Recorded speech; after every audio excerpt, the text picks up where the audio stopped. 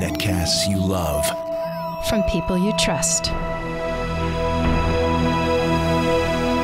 This is Twit. Bandwidth for All About Android is provided by CacheFly at CacheFly.com. This episode of All About Android is brought to you by Braintree. Even the best mobile app won't work without the right payments API. That's where the Braintree V.0 SDK comes in. One amazingly simple integration gives you every way to pay. Try out the sandbox and see for yourself at braintreepayments.com/Android.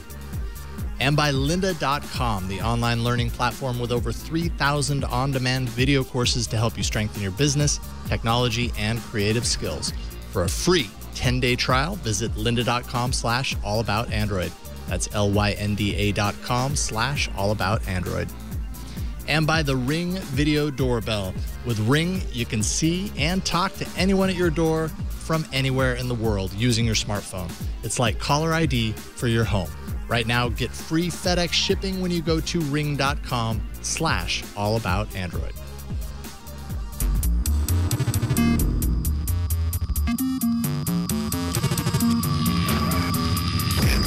Hello and welcome to another episode of All About Android, episode 236, recorded on Tuesday, October 20th, 2015. We're your weekly source for the latest news, hardware, and apps for the Android faithful. I'm Jason Howell. And I'm Florence. And welcoming back Miriam Jawar Tinkerl. How's it going, Miriam? Hello. Wow, what a welcome. Sunday. Hi. Sunday.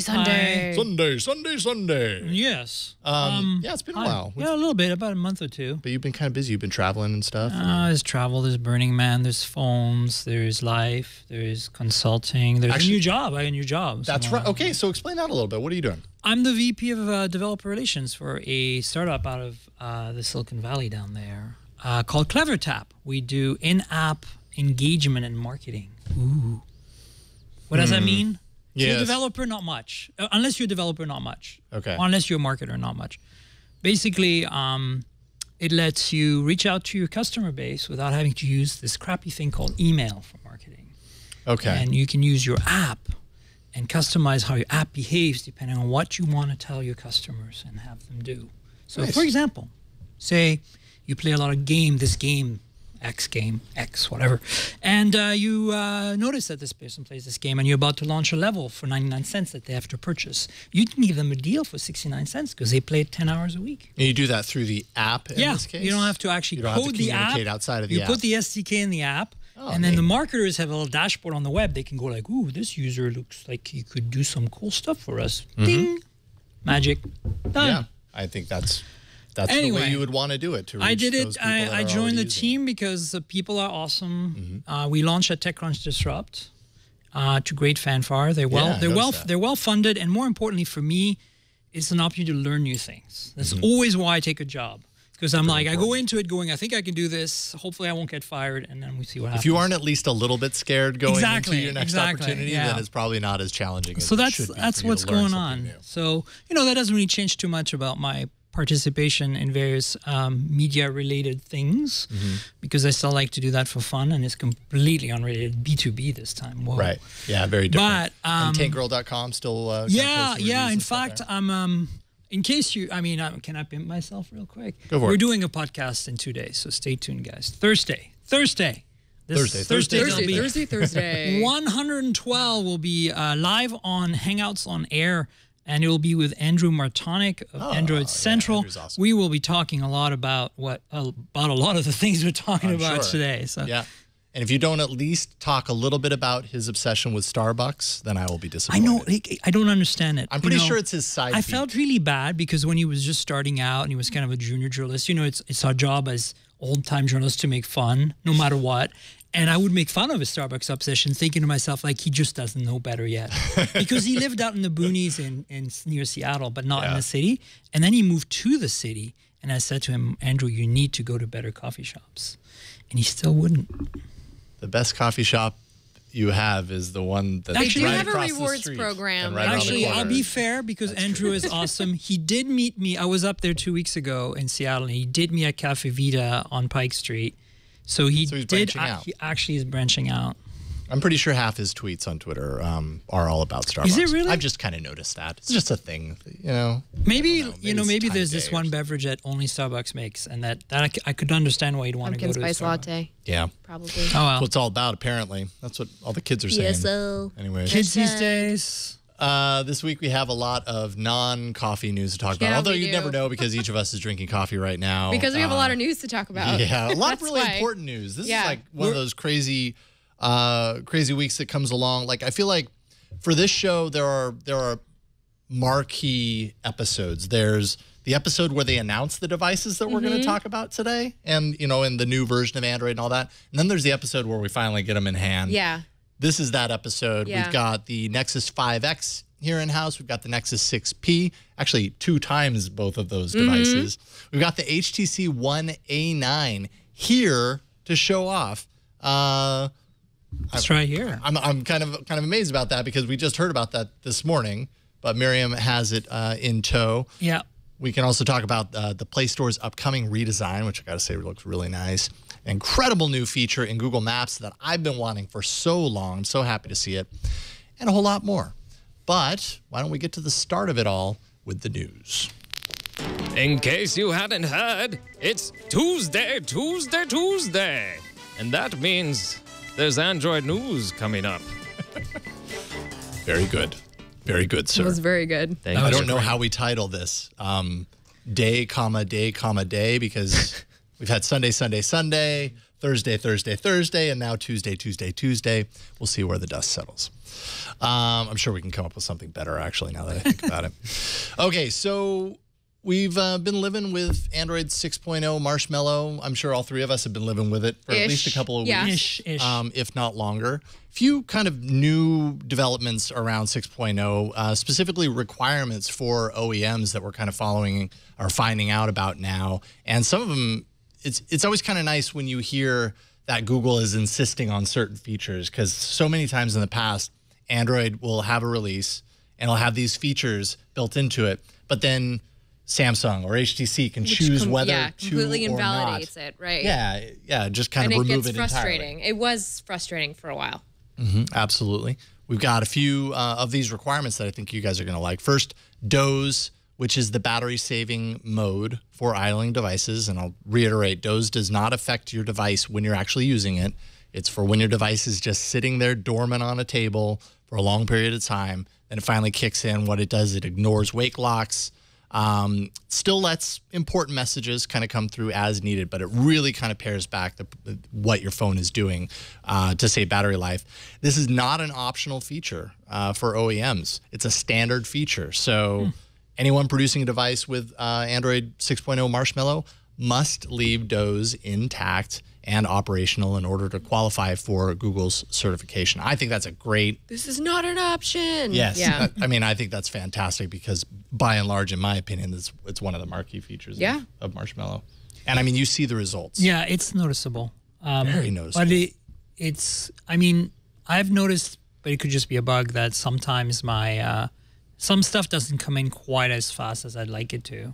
So I'm wondering if, that's going to affect some people or not. I don't think it's a major issue. It's like we're talking seconds or minutes at most. But when your device is hanging out, you notice like you don't get... Yeah, like it seems to take a little while to kick in when you have important stuff like we all do, right? Yeah, well, one thing that I've noticed is when you pick it up after it's been asleep, I don't really notice too much of like a handoff or anything. Like I always just kind of assume, but I think, oh, you're ramping everything down, so when I turn it back on, it's going to take me forever to like kick in and start using the device. I think this was more when I was running the first version on the Nexus 6 for a while there. It could have just been the dev preview. It could have just been a glitch. I mean, I don't know. It didn't bother me, but I did notice it. Man, it's insane. I have it on I'd sacrifice battery life for 10 seconds or even a minute of lateness on an email. It's not going to kill me. Especially considering like the Nexus 9, if I ever left that unplugged at home, which happens a lot. You charge it up to full, you use it for a while, and then you leave it unplugged forever.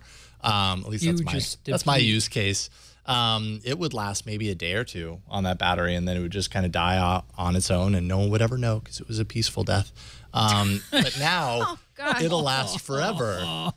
It'll last forever. Like seriously, I have a Nexus 9 that I charged 10 days ago, and it's still just kind of hanging out on my 10 dresser. days ago? Yes. Wow. That's pretty good. I know. I'm purposefully not using it because I want to see how long it's going. But so far, it's at 10. I'm curious what it's going to do to the Samsung and LG devices.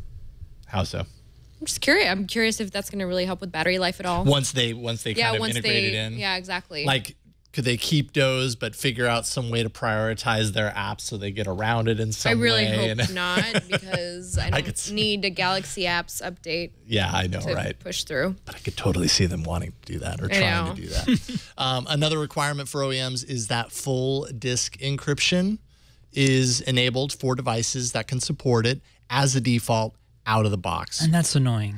You think it's annoying? See, this is a little scary. Okay, for interesting. device performance. No, like I'm just thinking, I get better it. security by default. I get it. That's absolutely agree with you 100%. Absolutely. But I find that like the A9, for example, has it. So I often leave my phones off while I charge them. Those that do it, like the LGs, don't want to shut off if they're plugged in. So you have to like put them in airplane mode. Oh, when you plug it in, it automatically boots up. Yeah, like iPhones do. But but anyway, on the A9, like I had it turned off, and then I plugged it into charge. It charged overnight, and then I turned it on, and I walked away. Like And I'm thinking I'm going to come back to a phone ready to boot. I would use a fingerprint reader to unlock it. Nope, hasn't even booted yet because it's sitting there at the login screen, and you have to type in the PIN. You can't use your fingerprint reader. So if you not all of us turn off our phones, obviously, right? But those of you who do turn off your phones from time to time, you'll notice this is really annoying. It's like you have to enter a PIN before the phone even boots, and you can't use a fingerprint reader. And I guess it's great security for sure, but I really like that. I understand though, like wanting it to just reboot, or boot into it, walking away. But I guess I've just gotten used to that. It's just a habit. It's like when they've imposed the new tray on us, the scroll down instead of scroll sideways app tray with whatever Android, Google Now launcher version it was recently. Even on Lollipop, it drove me crazy for a few days. And then you got used to it. And then I got used to it. And now I it's don't really care. I don't want to go back. But Andrew actually wrote an entire story about it on Android Central. He was so pissed off about it. About the encryption? No, about the tray, because they forced it on him and he didn't have a choice. If you have auto updates turned on, you'll just get the new tray one day. Yeah. And you're like, so this is the thing I don't like about Google. It's like, there's no like, oh, we changed the UI. Screw you. It's like, come on, guys, Part of it is changing it so that you realize that there are better things that they know that you realize that they are working on it. Yes. You know what I mean? We're like, see, we're improving. We made a big change. Right? They're keeping us on our toes. Yeah. Well, it's like when you buy half of the furniture you need for your living room and the other half is the old furniture. And you're like, we're working on the new aesthetic. We're working on modernizing our living room. But we just don't have all the money yet. Are you speaking from personal experience? Yes. You must have a lot of furniture in your room. Well, I moved in with a bachelor, so I had to, all right. So you had to combine forces. Yeah. Yeah, that could be a challenge. Finally, one more aspect of Marshmallow is in sharpening its low latency audio capabilities. Woohoo! Yes. The number of hardware requirements, it's a pretty large list, targeting 10 millisecond or less audio latency. At most 20 millisecond, but they're shooting for less than 10. Mandatory MIDI capability, which MIDI is just a standard feature in Android 6 right now, and still very used. It's crazy. MIDI as a specification has been around forever. And I used to listen to like Sailor Moon, 1983. the audio like in the 90s. I would listen to the transformation music on MIDI with a MIDI synthesizer. Yes. And I used to put in the background of my web pages. Sorry. Up to 8-channel, 24-bit, 192 kilohertz support with no resampling, no bit depth loss. That's, of course, HDMI support there. And I don't know. I guess the goal being that iOS, as an example, has such a rich app ecosystem. App collection of music apps, basically, and audio production apps, because that latency is so low and the power is so high. Let's play devil's advocate for a second, though. Sure. I think that Android has a ways to go in having, a super successful flagship tablet for that to also happen. Agreed. I mean, all the elements are in place now with a Marshmallow with his audio update, but come on, like I completely the agree. apps don't exist. The tablet that could take these apps and make them big doesn't really exist. I mean, Pixel C. Well, I don't think I think it's going to be a niche product. I love it. I love the hardware, but I don't see it becoming the thing. It's too expensive, A. And then secondly, the other thing is it's just, there's just too much fragmentation in choices. It's like, I look at my Android tablets that I've gone through in the last year. It's like Nexus 7 to, a bit more than a year now. Nexus 7 to Nexus 9 to Shield. And that's 3 in a year. And all of them are slightly different. I mean, they could all run the same apps, but people want to be able to feel like they have this kind of a standardized experience. And if you want an ecosystem of music controls that the tablet can plug into in a kind of consistent way, the iPad you're right. The iPad makes that possible. So I hate to be that person again, but I do really believe that let's not talk too much about tablets on Android because we have a long way to go before they're really a significant thing. And this doesn't necessarily have to be just tablet, though, right? Like you can use your phone to but record, I mean, this kind of stuff too. I suppose you're going to benefit from it, but I think the large screen surface of a tablet is what makes such a good user experience for music apps, right? I mean, I don't know. Again, playing devil advocate because I mean, I do not own an iPad, but if someone were to ask me, what mobile device do you get if you are a musician or you're passionate about audio production and you want to use that category of apps, absolutely, it's iOS. Unfortunately, that's just kind of the only option that you have in the mobile space, aside from laptop, computer, or whatever.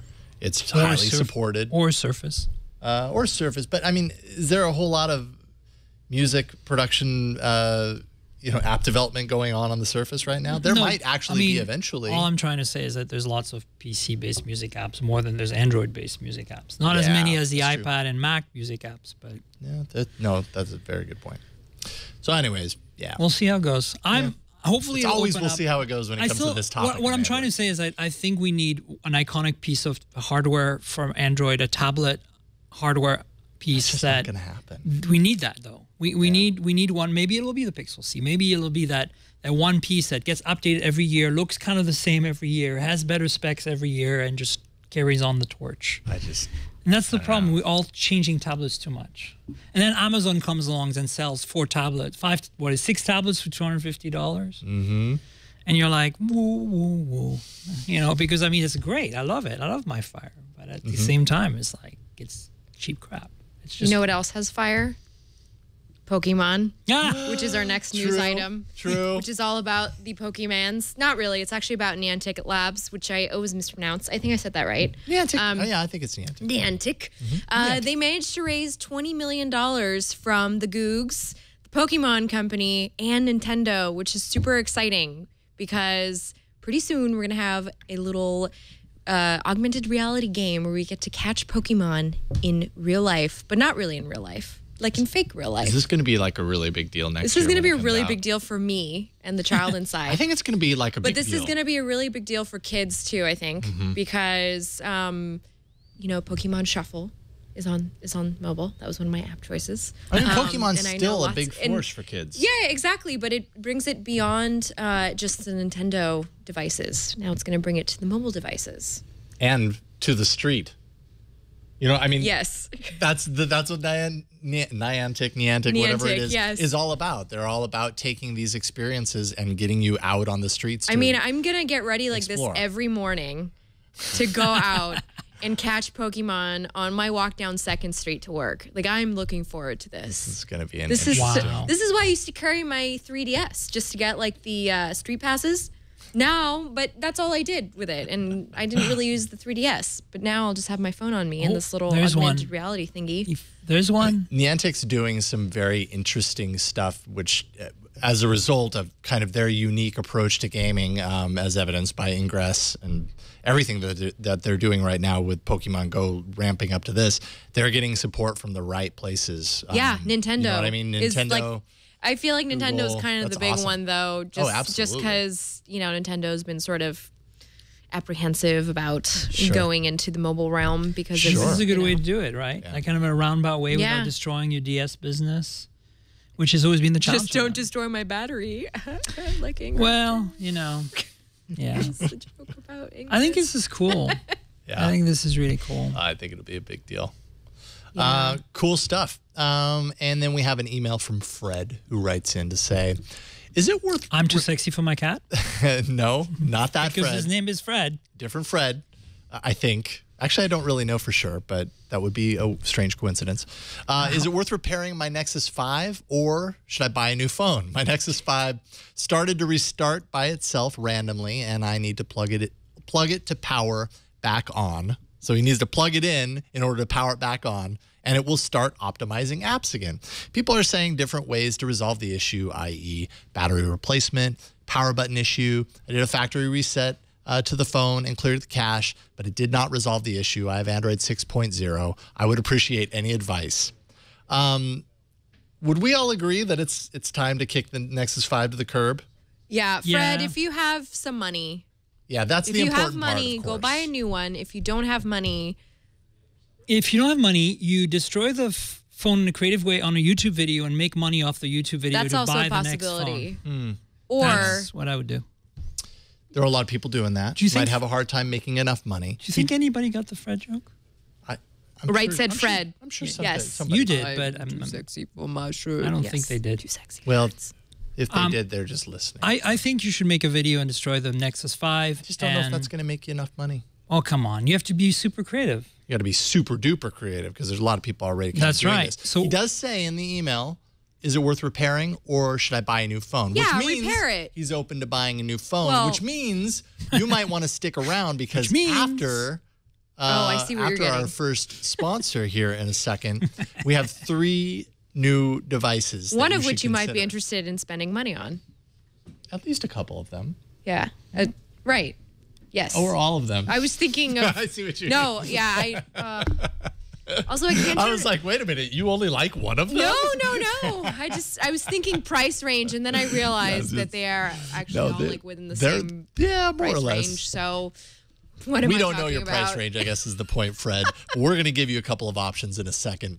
Before we get there, let's take a few moments and thank first sponsor of today's episode of All About Android, and that is Braintree. You've heard me talk about Braintree on the show plenty of times. If you're a developer and you want to integrate mobile payments into your app, into your experience, that is exactly what Braintree is. Developers around the world are embracing the Braintree V.0 SDK because it's easy. It's the easiest way to add secure mobile payments to apps and websites. And, you know, Braintree accepts all different mobile payment types: Apple Pay, Android Pay, PayPal, Venmo, credit cards, even Bitcoin. And if something new happens to pop up along the way, Braintree will support that too. It's the same payment solution that's used by the, Uber, Airbnb, GitHub. You've heard of them. So you know that it scales. They know what they're doing here. It's simple, secure payments, code that you can literally integrate in minutes. Developers, it's all about you. You don't have to worry about taking days to integrate your payments. With Braintree, it's literally done in minutes. And if you don't have minutes, you don't have that kind of time, you're just that busy, you can give them a call. They'll handle the integration for you and help walk you through it. Braintree Code supports Android, iOS, and JavaScript clients with SDKs in 7 languages. That's .NET, Node.js, Java, Perl, PHP, Python, and Ruby. It's all clearly documented, elegant code, super easy to work with. It's just 10 lines of in-app code. Braintree gives you an easy way to accept multiple payment types with one integration. Integrating it into your app is as easy as inserting a few lines of code. So you should just check it out for yourself. Try out the sandbox, see for yourself. Go to braintreepayments.com/Android. You can kind of play around with it there. Find out just how easy it is, and you're going to want to integrate it on your own, or, have them help you. Whatever works. Braintree's happy to help. It's braintreepayments.com/Android. And we thank Braintree for their continued support of this show. All right, this is a big hardware block. Let's jump right into it. Yes.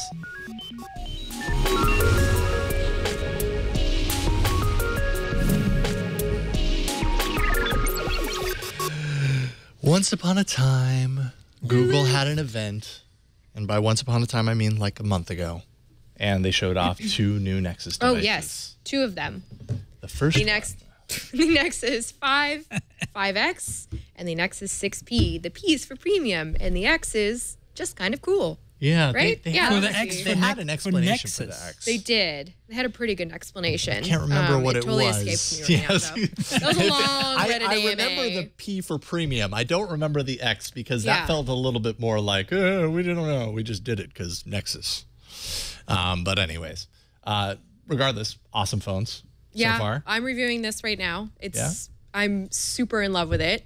This is what, this 6P? This is the Nexus 6P, which is made by Huawei. It is a pretty fantastic phone. It's dying a little bit, so because I've been benchmarking it all day. So let me show you this fingerprint real quick here on camera if I can do this. Dude, Ooh. that's it. Whoa. It just pressed it and it took me straight to the home screen so I could just like start using stuff. It's awesome. It's super fast. The fingerprint reader is, I love the button placement, the way it feels in my hand. I've been reading on it constantly. I've been listening to a bunch of music on it. I don't have any cellular data right now, otherwise I would bust some foreigner on here. But I mean, thus far, this has just been a really great experience. Is it your favorite Nexus? This is by far my favorite Nexus, and so I'm kind of like an anomaly. I haven't really been a Nexus user for most of my Android life because I am a Verizon subscriber. And Poor when you. you're on Verizon, now you can see all the apps I have. When you're on Verizon, you don't really get much. You used to not be able to get much choice. You just so- leave. Yeah, That's well, what you do. Yeah, but I mean, when you have service underneath a cave, you just kind of Small price to pay. That's a big benefit for Verizon, but yeah. Yeah, I mean, I had unlimited data, and I ended up leaving because I was so frustrated with the device access. Well, now things have changed. Yeah. So those of us who have stuck it out are being rewarded. Good. With this. So now, you Nexus. can drop your Verizon SIM in here, and it's going to work. Yeah. Immediately. Okay. And it actually registered in my Google Play account as a Verizon Huawei Nexus 6P, which is hilarious. Because Wow. it's unlocked. There's just, I want to avoid going to like hyperbole with how much I love this phone, but I love it a lot. It's okay. I feel really regretful now that I spent money on a GS6 Edge. Oh, wow. Because that was a couple of months ago. You're right. But That's the now I past. have to like choose between the two. Now, thankfully, I did do the camera lab tests already. Oh, that's right. So you gave me a link, and Brian, you should have that in the doc. I did. What are we where are we about to look at here? So I went to the lab yesterday and I did some performance tests with the various phones, and I compared the Nexus 6P's low light performance to the LG G4 and the Samsung Galaxy S6, which both have, I would say, the best camera sensors on the market right now. It's kind of a big picture, so we're going to scroll. But the GS6 still has the best low light performance. It's a little fuzzy, but you could see the Nexus 6P, which is on the end there, is actually not so bad. Previously, that would have been like really dark. So I have an issue with this test though, and this is the biggest problem with, I think, the Nexus devices this year, which is really turning me off from them. I mean, don't get me wrong, I'm super excited and enthusiastic about them myself. Like, I want to make it clear to everyone that I will probably end up with a Nexus in my pocket as usual again this year, but the lack of OIS is a glaring omission. Yeah. I don't really care how big those pixels are. This is on a tripod, these tests you're making. You're not even testing the OIS. Of course, it's going to look great. It didn't have HDR on either, BT dubs. And which is on the by other thing I default. would like to point out is that I think a better test would be against the G4, which is the absolute best camera phone on the market. Well, it was in there, but yeah, the difference would be that it was on a tripod, and that certainly is a different and so I just story. want everybody to understand how significant, important that is when you're actually taking shots in lower light. If you're taking shots of something that's moving, it makes very little difference. In some cases, it can be worse actually, but.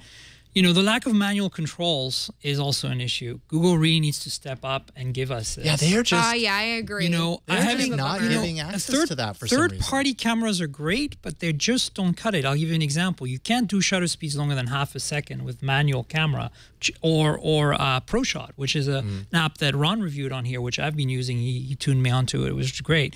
They're great apps, but you know, half a second means that you can't go out there right now in the dark and get that nice light trail of the car going by, you know? And good OIS lets you do things on some phones like the G4 and the GS6 and the Note 5, like holding the phone for half a second pretty still and getting a perfectly clear long exposure.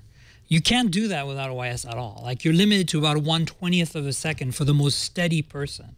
So I really think that this is where they completely missed the mark. And yes, they put bigger pixels, and that really is going to help. Do you buy their kind of explanation? I absolutely do buy that bigger pixels are a good idea, but I don't buy that they replace OIS. Right, that they're as good as OIS. Regardless, the camera on the Nexus device is so much better than it was in previous iterations. I don't feel embarrassed about posting a photo that I took with the Nexus device but it to was Instagram never or bad. Facebook. It was never bad. It was pretty bad. The 5 and 6 were great. They had OIS. You just had to know how to use them. They weren't fast. And that's the biggest problem. The biggest problem, I think, for most users out there is going to be, and this is where I actually think the GS6 wins over the G4, is you pull the phone out, how quickly can you take a photo, right? How quickly can you take a shot? And that is the biggest question. The time for the camera to start, time for you to hit the button, it to focus and take the shot. Brian, if you want to show my device, just for those who are getting these devices, double tap the power. Launches. Okay, I need to give it access first. I didn't have permission set on it apparently. No. Which I swear, why wouldn't I? I haven't But I've now been using this for a day try and get out of it. So let's see here. So if you had double tap. Yeah. All right, I didn't register that. Double tap. There we go. Boom. So when you have like the passcode and stuff on, it doesn't take you past the Right, so if I was to go but I had cleared already with my fingerprint. Like did the thing and then it locks you, so you can take the photo, but you can't like go into the gallery. And you just picked it up off the table, so that's why it's doing that. Because I have it and I've already unlocked with my fingerprint, and it still detects it in my hand. It's not going to give me that anymore until I set it down and let it reset its thing. There's lots of little nuances I'm still kind of figuring out about this thing. There are. It's like all these security layers to keep it protected, but still make it convenient for the user so that you aren't typing in your password a million times. I will say, in my experience with the 6P, which I'm also reviewing, the fingerprint sensor is phenomenal. Super blazing fast. Yeah. So good. Yeah, it's a lot easier to use than the one on the GS6, in my opinion. Just that's just because I'm not really the a Note thumb 5 is a different sensor than you GS6. like the sliding one? Yeah, so I have this weird thing because I play bass. This thumb, the right thumb, if it's a little dry, the first gen fingerprint readers don't work. Yeah, and then the second gens do. So I can tell them apart now. It's really great to test. So I'll give you an example.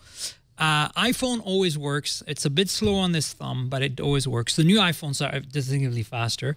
GS6 never worked for me. I've had 6 Edge, friends, we've tried them all. It just doesn't work for me. It's not reliable. It's 1 out of 10 times.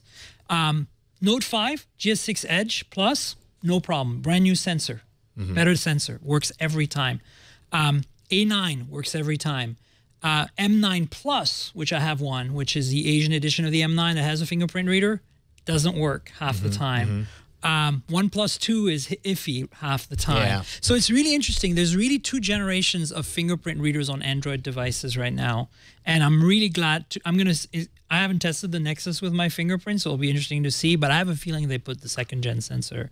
And then you guys are good to go, because really, I mean, it's really responsive. I mean, how fast flow is the camera experience in terms of speed? Like the GS6 really right now is the closest thing you can come to instantaneous photography by double tapping the home button. It's not quite that fast. I mean, the shutter speed is faster. Right. I mean, it's pretty fast just because like the camera interface is very bare bones, so you're not kind of thinking about that. You're like, oh no, my kid's moving. Launch the camera real quick and take a picture. Yeah, but then the the HDR takes like a little while to process before you can kind of really view it. You know, the Nexus 6 had this problem too. I was recently taking a series of photos and I had HDR turned on because of the conditions I was shooting at, and for some reason I'm masochist. I was shooting with my 6, and I was like, I got to a point where I couldn't take any more photos. Like it wasn't a storage issue. It was just like, it was still processing HDR on like 30 photos, and it just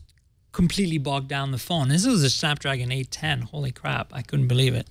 So this HDR Plus is kind of a double-edged sword, I think. It's very good, but you found that it takes a lot of processing time, huh? It does in Yeah. between like being it's able not to view it. imperceivable. That's for sure. been my Yeah. experience too. And definitely the low light performance is a tiny bit better with the HDR plus on. Oh, it's going to be, yeah, sure. definitely. There's a little bit of propping up in some of the camera capabilities for but overall I think as a device, and I'm working on my review right now, so I can't be like totally conclusive because I have to give you a reason to read my article. But well, I think overall it's seriously one of the best Nexus devices that Google's ever I'm worked excited. on, I think- I should say. Since I they think just invented in it. general, reviewing cameras is a challenge because the way cameras are tested when you're reviewing them is kind of different in some ways to the way that people actually use cameras. You know, so often I feel like I see, galleries or whatever,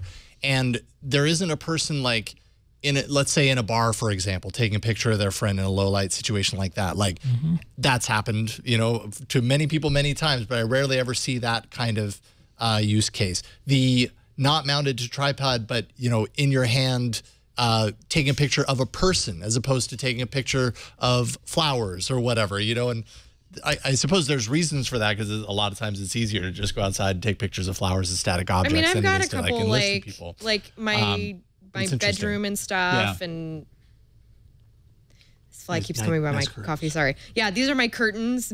I was comparing it with just a little bit. the There you Galaxy S6 map, and some pumpkins in my room. I was testing to see like how the sound sounds when you make a video. This was the video. Nice. It's pretty darn dark. And this is at night, just hanging out in the back. And actually, the way it's probably- coming I out on could totally video is flip even that darker over. than the way it looks in the display. It actually Yeah, looks var- a little bit sharper. Ah, there you go. Do you have orientation lock turned on? Yeah, I'm not gonna try. But anyway, you could see like the sunset there in the distance. Yeah, It's pretty, like just the clouds. I mean, granted, it's a little. yeah. Run with Scissors is asking, is the sound better than the Nexus 6? I'm hoping it is for the 6P. I would say yes. The stereo in my car is broken right now, so anything I'm listening to is through the speakers turned up as loud as Yeah. possible. And on the 6, which I've gotten used to, slight distortion when I turn it up all the way. Here, I'm not getting that, but it's equally loud. So take that for what you will. I'm really excited that we have a Huawei Nexus. I mean, Huawei makes such beautiful phones. I don't know if any of you have played with the P8. I'm not talking about the P8 Lite, the US one. I'm talking about the real P8, the one that's available in Asia. I want And more it's- Huawei devices. It's Oh, they're planning on it's it. just so. I know this is. They're working on it. It's a beautiful unibody metal phone, just very similar, in fact, to this, except that this really has a the Nexus brand on it in terms of the fingerprint reader and those, that pod in the back. But I'm also excited that this is the first and only Nexus device, the 5X, that is made by the same manufacturer for the third time. Like LG is the only manufacturer that made 3 Nexuses. Yeah, they've had a lot of tries, haven't they, to perfect them. Well, not tries. I mean, they were all. I thought all 3 were good. No. I don't mean that as if they failed. But they keep getting. They're a good they partner. have the added benefit of going back to the Yeah. drawing board and correcting good the partner. things that. They I mean, feel the need original correcting. HTC one, the Nexus one, was think was awesome. I was a little bummed by the Galaxy the Nexus S because it was kind of crappy plastic, toy-like, because it's typical Samsung. The Galaxy Nexus I thought was quite a bit better of the two Samsungs, and then the LG. I love the G4. The Nexus 4, the Nexus 5. The Nexus 6 was a big disappointment for me, and then here we're back to some really good Nexuses. I'll tell you something. Since I've been playing around with this for the last couple of Put days, them side and by the side. Show people So- how much more manageable in terms of width these two phones All right, are. so on the right is the Nexus 6, on the left is the 6P. It might look subtle, but it actually makes all the difference in the world, I have to say. And I've gotten really used to the size of the 6. But then when you hold both of them, the 6 feels kind of like a monster comparatively. I've gotten really used to the fingerprint reader back here. It took me a little while to get used to it. So now when I pick up the 6, what do? I go like this, expecting to unlock my phone because there's a little divot there. Every once in a while I end up on the camera, and that feels like this feels on the 6P. And then I'm like, why isn't it opening? Oh, wait a minute. This is a different phone. That's right. It was supposed to be that way. Remember, there were rumors. Yeah. Putting them side by side or on top of each other, you can see The 6 definitely wider than the 6P. The 6P is actually a little bit taller, but I would actually prefer to have the narrowness anyways. Yeah, I'm really digging the 6P. I'm having weird issues with mine. When I boot, it gives me this strange error message and says my device is corrupt. I had a strange battery charging issue earlier today where I had it plugged into fast charge for an hour and it went up 11%. I rebooted and that corrected the problem. I don't know what's going on. I'm trying to get in touch with Google to make sure, maybe I need a new device to review. But hardware-wise and everything, I'm really enjoying it. What do you think about the 5X? So the 5X is the other part of this equation, isn't it? I haven't had much time to play with this guy, just because I'm not reviewing it. Right. So. You got to. Sorry, I got to. It's pretty. Clear. I just reinstalled it. Miriam is going to be reviewing this on Before You Buy. Yep.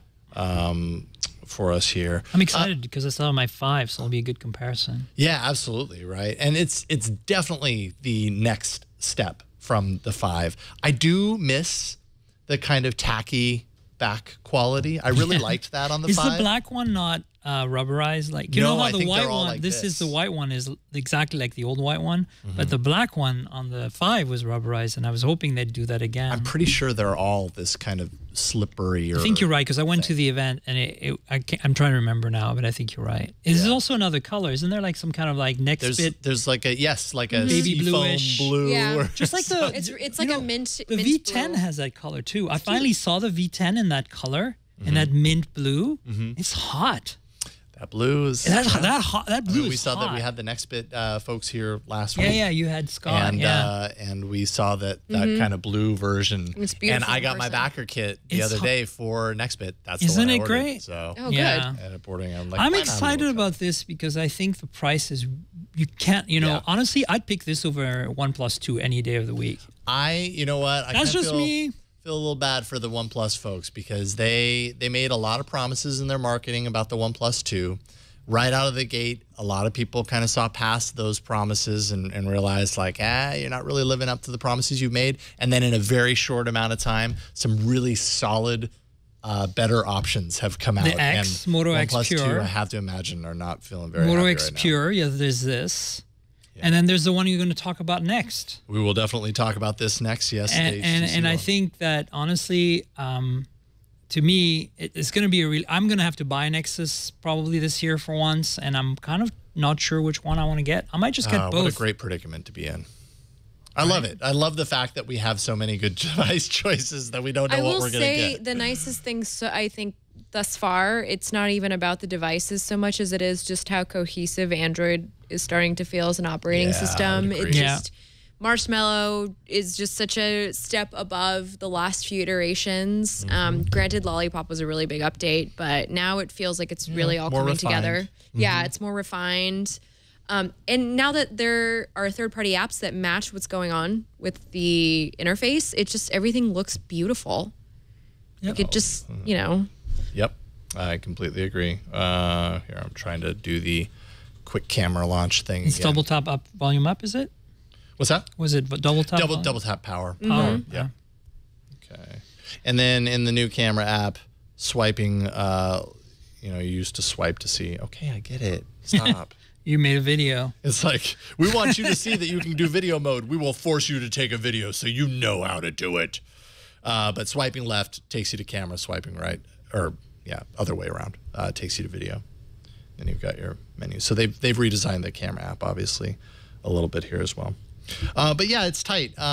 Compare it side by side to the 6P. I mean, the 5X obviously is the more budget conscious. I mean, from price and from build. So you definitely feel it when you have both of them in your hands and you're kind of, well, and it's playing also around with them, smaller. I mean, the 5.7, just using the 5.7 inch screen, I've been using the GS6 Edge, which is 5.1, and I remembered that a lot of my pockets aren't made for phones because they don't put pockets on women's clothing anymore. Yeah. So the 6P is a little big, but I kind of like it. I mean, it's good for like if that's the only thing I have in my hand on the train, I can read it. It's comfortable. The 5X is slightly bigger than the 5, though. Oh, it is. Right? Yes. I mean, not just the screen size, the overall footprint. So just keep that in mind if you're thinking of upgrading from a 5 to a 5X, which I think would be finally a worthy upgrade. I would say so. And I would actually say that upgrading from a 6 to a 6P is also a worthy upgrade. Basically, if you have a Nexus from the last 2 years, upgrade. Just upgrade. Just do it. It's totally awesome. Especially if your phone's being held together by Scotch tape because you dropped it on the ground and the glass is all cracked. Yes. So many people still doing that. It's dangerous. So, Fred, it's time for you to get a new phone. It was, yeah, I think exactly. maybe we showed you at least 2 options. But real quick, before we get to the HTC, just real quick, Nexus 6P, some people are noticing that there's an eFuse trigger that happens if you unlock the bootloader. And basically, this is a one-time trigger in when you go into kind of the bootloader recovery area. It'll say QFuse status enabled. And if you break that, it shows there permanently going forward. We don't know what that means, but basically what that does is that tells anyone that knows to look for it that this has had a bootloader that's been unlocked, period. There's no way to undo that we know of right now. You can probably keep that in mind. You can probably undo you can probably relock the bootloader, but that fuse will be blown forever. That's the point of it. Exactly. So they we want to don't know if that it's a means warranty that thing. It's a warranty issue potentially. Interesting. We don't know if that has something to do with securing Android Pay. There's, who knows? Who knows what that means? Theory. I like that theory. But there's that, so keep that in mind. And yeah, that's about it. I told you about my weird kind of issues with my device. I don't think that's all devices. I think that's just mine. It's just you, sad. Jason. It's okay. Just me. Let's talk about something completely different. Yes, the HTC A9. I tell you, so there's a few things we can't tell you about yet. You should know about this. There is still some information that HTC wants us to hold, and this is going to be a first impressions. I mean, this was literally announced this morning. I've had it since for a few days, and so I've had a chance to play with it, and I could tell you more than I'm going to tell you. So stay tuned for that, for my review on Before You Buy very soon. I will have the whole thing. This is one hell of an HTC phone. HTC's back in the game with this phone. It's a bit cliche, but they kind of out-iPhoned the iPhone with this phone. Because make no mistake, it is has almost identical to that. And I want to get over that real quick because I don't really want this conversation to be about that. And if you guys were going to make a fuss about it, really, please let it go. HTC made this kind of design of antennas embedded, what they call zero gap construction. Antennas embedded in metal since the M7. Really, it is Apple who copied them. And then in this case, yes, the fact that it's a flat back and it has the exact same, let me unlock it so you can look at it and remove I don't want to be in the camera app. Go away. There we go. So the fact that it does, thank you. The fact that it does look like an iPhone, really. This is, as you can see, the fingerprint reader down here. Which thankfully also you can use it as a home button. And you can see, but I think it's actually an improvement over the iPhone. For one thing, do we have an iPhone here? A 6S? Anyone? Can somebody bring me one? Pretty empty in here at the moment. But if we can have one, that'd be great. Oh, Patrick. Is that it's a 6 Plus. Do we have a 6? Anyway, this will do for now. Show about the same stuff. But here you can see how Apple has the antenna kind of going on the top as well. They did a much better job, I think. They have this going, one only, and then they have this other one on top here. You see?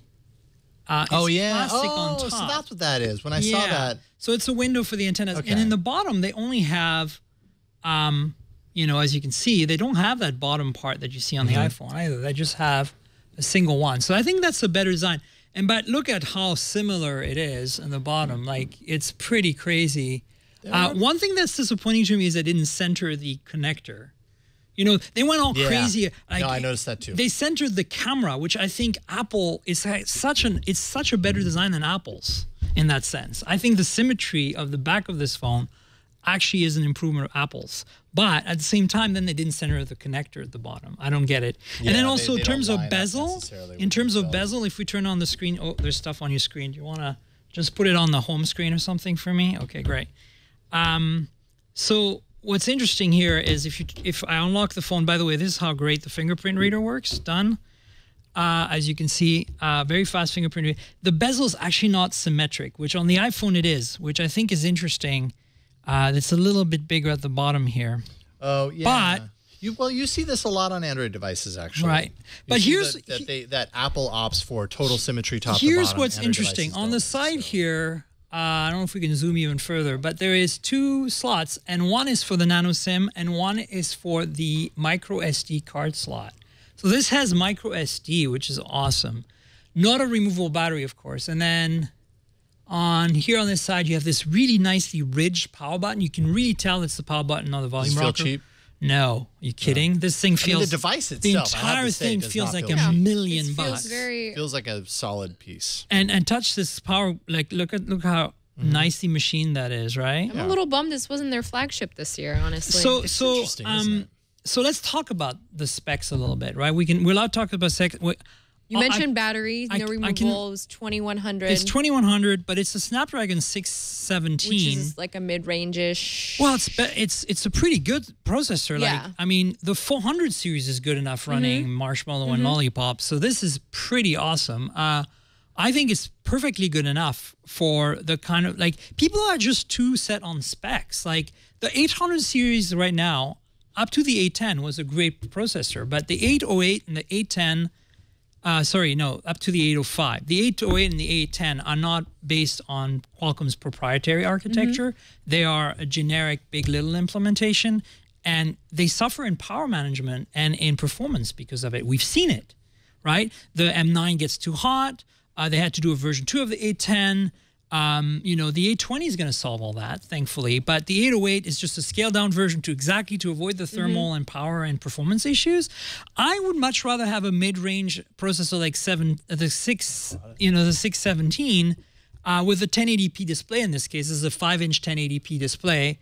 Let me actually unlock you and remove that notification so we don't have to deal with it. I would rather have that and good battery life, because a 2100 milliamp hour battery, people are freaking out about that. But frankly, that's really good. That's going to get good battery life. And I've had 0 issues of battery life on this phone. And it has Marshmallow, so it has Doze already out of the box. Right. So I don't think this is going to be a problem. I can't show you samples of the camera yet, but I can tell you that the camera is okay, here's what I can say about the camera without really making direct. It's better than the M9. I can say that it's far better than the M9. Yeah. It's up there with the G4 and the GS6. That's all I have to say. So if you know what to look for, this is what we're talking about. It is a tremendous camera, and OIS. Finally, they're back. This is the first phone from HTC since the M7 has OIS, and it has an ultra-pixel front camera, 4-megapixel large pixels, just kind of like the Nexus in the front. And this is 13 f/2.0. Both of them are f/2.0. So lots of light gathering capability. Full manual controls, as you know, because HTC's had that on all their phones for a while. And they just include that in the camera stock, it comes with it's right in the camera app. It comes with 3 gigs of RAM and 32 gigs of built-in storage. And then on top of that, you have a micro SD card slot. Up to 2 terabyte. Yeah. So it takes the so here's you're gonna say, okay, great. So it's a $650 phone, right? Nope. Yeah. $399. Yeah, $399. And it's sold unlocked on HTC's website, and it works with all of them now, as far as I know. Sprint, Verizon. So you can just put your SIM in there. Verizon is coming with a software update.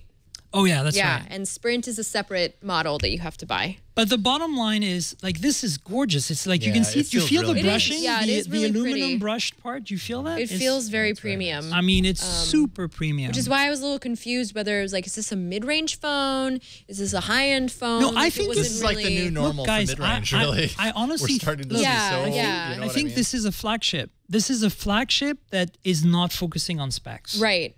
It's a flagship in terms of user experience. It's a flagship in terms of build quality and materials, camera experience, in every single way. Of course, you're going to say if you run benchmarks or play games, it's going to be not as, not as fast as an 810 probably, but who cares? That's what I have to tell you. And, we can't talk about benchmarks and performance here today, but all I have to say is you really don't have anything to worry about. So I'm impressed. I'm impressed to the point. Can we show the different colors? So they gave us a gray one. Brian has pictures I took of the three. There's an additional color in addition to this. So this is the middle one is the one you saw on the video on the show. Nice. The red one's actually kind of more of a purple. It's a garnet red. It's like a blood red. And then there's a silver that looks a lot like an iPhone because it's white in the front. And then there is a gold that's also white in the front that they didn't have to show us, but apparently exists. It's like more like the standard iPhone gold, not the rose gold. And I have to tell you guys, I'm ready to make this my daily driver because unlocked, because Marshmallow out of the box, because SD card, because OIS, because I don't really care about the specs anymore. I want a phone that just works and is nice and sexy and solid and comfortable. And one of the things that has kept fans of Android as a platform, like super fans, like the people that watch and listen to this show, you guys are in this group. Super fan. Let's say if you're listening to an Android show every week, you can probably consider yourself a super fan. I agree. Is the update aspect of things. Nexus devices are always our go-to because we know that Google's going to be dedicated to bringing quick updates. HTC says that unlocked One A9s will receive Android updates 15 days, somewhere between 1 and 15 days after Nexus devices get their updates. That's the commitment that they're making. They said they pared down Sense. They did. Why to a, They did. to a Look, way let me where show it can you, be updated really more quickly. quickly. And good for them. But it's not like totally annoying. There's Check still this out. little parts If you of can it. look, so look, this is the tray. I mean, that's How much more Android can you be? About- I mean, I mean, if you've that's- seen Well, the go sense, to the what does the application drawer look like? the application drawer. Well, okay, so let me revert back to the default because I'm running. Oh yeah. Because when I Hang use the phone, Okay, it had here we That's go. important. Sense Here we UI go. on it. It has Sense. Here we are. Now we're on Sense. Okay, so I don't know why it's doing some stuff, but here you go. So look, the app tray is vertical because it's always Okay. been with Sense. worth. Yep. And then you've got the blink feed thing on this side instead of the Google Now. But And you know- look, I killed the one unused panel on the other side. Right. So it feels to me very little. I mean, and I love. Are you using the HTC keyboard app? No. No. I'm using the again same thing as Switch. I'm sorry, but I do that to all my phones. That's the benefit of where Yeah. we're at right now with Android. And is you probably that noticed can that get it's those on stock HSPA players. Plus. This is because this is a European model. So actually, it's a Taiwanese model because the European SKU, strangely, is 2 gigs of RAM, 16 gigs of storage, whereas some SKUs in Asia are 3 gig 32 and some are 2 gigs 16. This is 3 gigs 32, but doesn't have LT support for the US. So eventually, I'll get an LT one for the US in garnet red, right? HTC, right? Now, can we trust HTC with the 15 days from Nexus line when HTC wasn't willing to or didn't make a commitment to the security update aspect when everybody else was? That's what I'm wondering. You know what I mean? Like that is I'm super stoked to hear them say that, and I will love to see them hold up to that promise. But you Proof know will be in what? the pudding, as far as I I mean, they had to say that because that was essentially what was. The carriers are really the ones that are holding them back, and their previous phone models are very carrier specific and Look, have a lot I'll of tell you this. wear on them. So This is how I see the situation. It's the same with the G4. The G4 and this are so much better, in my opinion, overall as an experience to use than the Nexus phones. When you put as much of the Nexus software on them as you can, that I don't really care that I'm not going to get updates. I budget it at this point. If you are an Android power user, you should probably budget to get a new phone every year. And you should also budget, if you're a developer, to have a dedicated Nexus phone. Because as a developer, you have no excuse to not have a Nexus phone. Right. You have to have a Nexus phone. I would agree So with that. I will say, guys, I read still. I think I used to think the Nexus was going to become something that we could count on as the average user to use as our daily drivers, but I still really think the Nexus are the developer phones. yeah, I don't think the Nexus will ever become And as mainstream. such, I think even as power users, we should accept the fact that we need to decide what's important to us. And for me, I've decided that I'd rather have the better camera experience of the G4 or the sexiness of the A9 than the Nexus, even if and sacrifice the updates, because you know what? I'm going to keep it no more than a year. It doesn't matter to me. It's going to be disposed of and recycled to a friend, family, whatever. So it doesn't matter to me too much, you know? You are a very specific case. I am. Yeah, Not I am. everybody very But can I'm, update on what a I'm saying is yearly I'm basis. encouraging you guys to think of it that way, because I think there are too many people getting stuck up on this, right? Look, if you, I think updates Yeah, is I incredibly definitely important, think personally. like when I write articles, and I know this is hard being that I am on like an Android fan show. I typically write to my mom because my mom she's a tech user. She will spend money on tech, but she's not going to upgrade her phone every single year. Right. And she needs to have those security updates, especially when you have something like stage fright that went out and it was something that she couldn't prevent in the first place. It was just somebody would send her a text message from a infected phone, and that's it. So, I mean, these are security updates. That's a different thing. I'm Yeah. talking about getting the latest OS early on. Sure. Okay. I think I can completely live without that for a little while That's because you can just understandable, buy a new phone. And I'm going to say, well, some people don't have the budget, and I get that. Look, I totally get that. But if you don't have the budget, then buy a Nexus. You have the option, buy a Nexus. And sacrifice a little bit on the design, the camera experience. But if you want the best of the best and you've identified that the GS6 Edge is the best for you, for example, just buy it. Because today you can't go wrong. It's like buying a car today. You cannot buy a lemon, okay? It's impossible. And what I'm trying to say is that let's stop being so pedantic about these updates. I mean, the updates that are security updates are a thing, but like the rest is kind of meaningless. They've proven the manufacturer year after year after year that they don't care. Look, Moto just screwed us, okay? Moto just screwed us with the Moto X. And the Moto E. And the Moto E. Yeah. So let's just move on. Like, just enjoy life today. You might get hit by a bus tomorrow. Get the phone you want. oh my. I agree.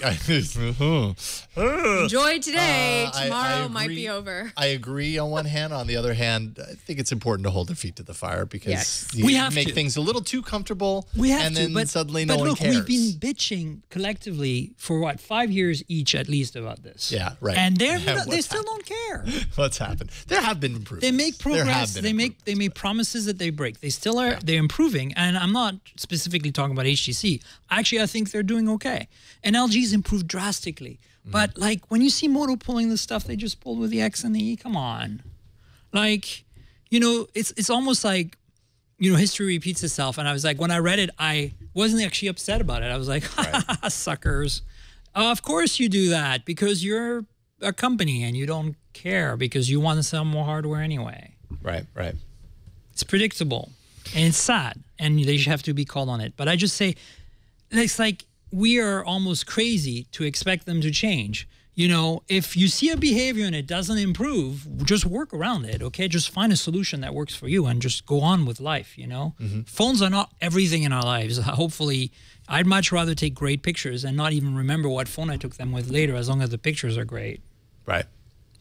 Fair enough. Well, regardless, no matter what, 3 awesome devices today. It's like they all came together. So many awesome devices, so little time. I know. Honestly, that's why I'm conflicted. I'm super impressed with this A9. I really... You know what? I knew you would be. But no, I love HTC. I love HTC, but I had given up. Like after the M9, even the M9 Plus, they sent me an M9 Plus, and I was like, yeah, the camera, oh my God. I mean, you know, and it's just like this really kind of, and so it's going to be very polarizing. I think some people are going to hate it because it's an iPhone clone. And they're going to be systematically like That's the story today. That's and the then story everybody's some running people with are going to today. love it because it's an iPhone. Sorry, clone. I ran And that story. There's no denying it, though. I made it Look, really nice. I actually think that there's a lot of people who are going to love it because it's an iPhone clone and it costs half the price. Yeah. And doesn't lock them into iOS. Mom, guess what you're getting for Christmas?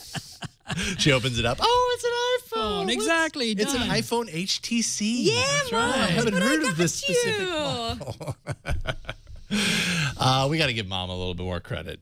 I'm sure she would wonder why it says HTC. You know, it's funny. I mean, I don't know how your family is, but my family, it's like, so I have to tell you guys this. This is too good. Remember the Galaxy Grand Prime I reviewed? I completely destroyed on BRB. Like BYB, watch that review on Before You Buy of me reviewing Sprint's Galaxy Grand Prime. I tore it a new one. I called it the Toyota Corolla of phones. It was terrible. Ooh, ouch. Very great. But a Corolla Very- is really reliable. Exactly. Very reliable, extremely boring, extremely gray. Beige, I mean. Beige is the word I'm thinking. Anyway, I totally tore a new one to it. I'm talking to my mom this weekend. Yeah, she's in France, and I call her once a month or so, and she goes, I got a new phone. And I'm like, what'd you get, Mom? Because she was on GS2 forever. I got a Grand Prime. I'm like, It It was free. Oh my God. Yeah, right. It probably I'm was. sure it was free. Sure. But I mean, and she's like, I like it so much better than my GS2. And I'm like, my God, the GS2 was actually a better phone than the Grand Prime. Hers is new. This is new and shiny. Anyway, but other than my mom, actually most of my family and friends are on iPhones. Yeah. I don't know about you guys. But like, so when you look at this and you go, well, okay, so maybe you out iPhone the iPhone. You make it better in some ways. You make the price more attractive. Let's see what happens. Either Apple sues you, right? Or people are really upset because it's a clone, or people totally go with it. Yeah. I think people are going to totally go with it, actually. We'll see if it moves the needle. HTC has big issues right now. I have to honestly, if this doesn't work, I think they're. What else is there going to be? And by the way, it moves on the table all by itself. Yeah, because it's slippery. It's possessed by ghosts. Happy Halloween. It fell off the table. Yes, that's why it fell off the table a little bit ago. It's so slippery. So don't set the A9 screen down on the table. It's a 2.5D screen. It's round. It's exactly like an iPhone. Oh my God. There we go. All right. So that was your dose of hardware. Oh, did you want to talk about your craziness on hardware? What's that? What else do we have in there? Oh no, I think you talked about all the Nexus little details. I think so. Okay, good. Yeah, I think we got them. Sweet. And we've confused everybody because it's 3 awesome phones, and now you have to choose. Sorry. But I hope that we've given you enough information that choice will at least be a little bit easier. The good news is you can't go wrong. Let's thank today's sponsor.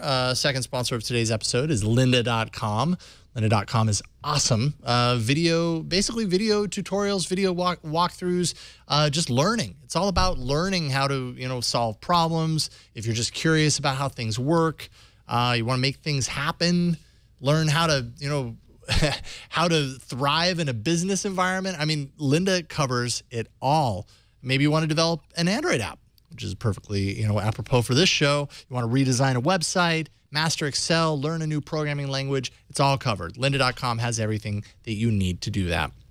If you want to learn all about photography, man, Lynda's the place to go. Their photography tutorials are out of this world. They've got all sorts of things that'll help you, from learning software, like Photoshop or whatever software that you have to manipulate, your images, to kind of taking stuff that you have lying around and turning it into props and tools for making your photographs better. It's all covered. They've added a bunch of amazing courses for beginners, introduction to photography, getting started with photography. There's also a 5-day photo challenge to improve your composition skills, new courses on color correction, making selective adjustments in Adobe Camera Raw, Lightroom CC Essential Training, fundamentals of Photoshop 2015, all sorts.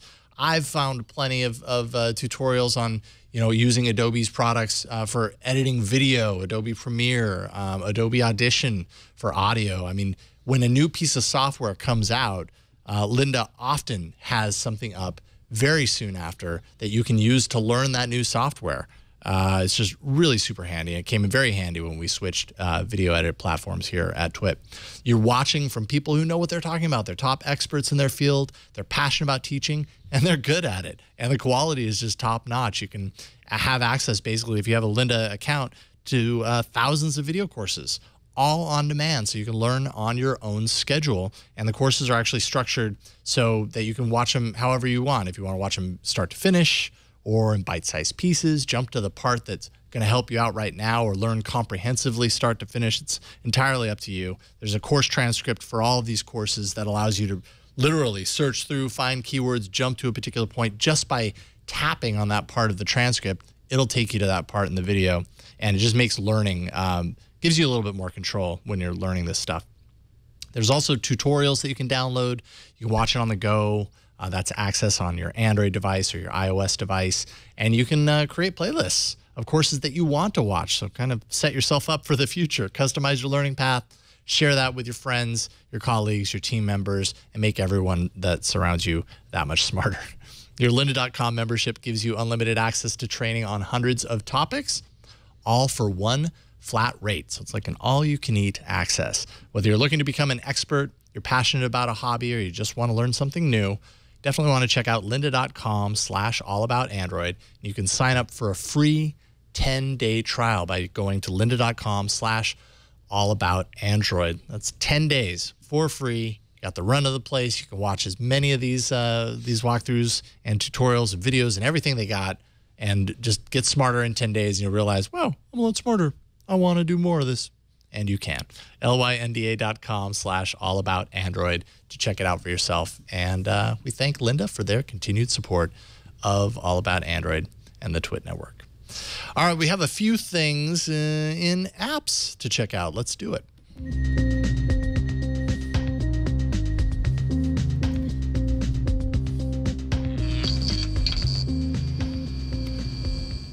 Google Play redesign, does that get you like? How do you feel about change? How do you feel about change? Does it scare you? I think I'm okay with change. Are you okay? Do we need to talk about it before we go into the segment? Because it's gonna be. It's like, remember when when Google changed Android Marketplace to the Google Play Store, and it was like, what are you doing? Well, yeah, and they called it Play. Yeah, which I still don't know if I'm really that's that keen on. But I can't handle it. It's like, it's like when Porsche changed the VW Beetle to look more like a Porsche. It was really, anyway, this has nothing to do with that. Google's changing the Google Play Store. That's what's happening. You're getting a new UI. It's not going to be as intense as the Beetle change and the VW Beetle, but you will go from 6 little tabs to 2 different ones. I like it. Apps and games, and then entertainment. So it'll be a lot easier to kind of like go through the Google Play Store, find out what you're trying to get.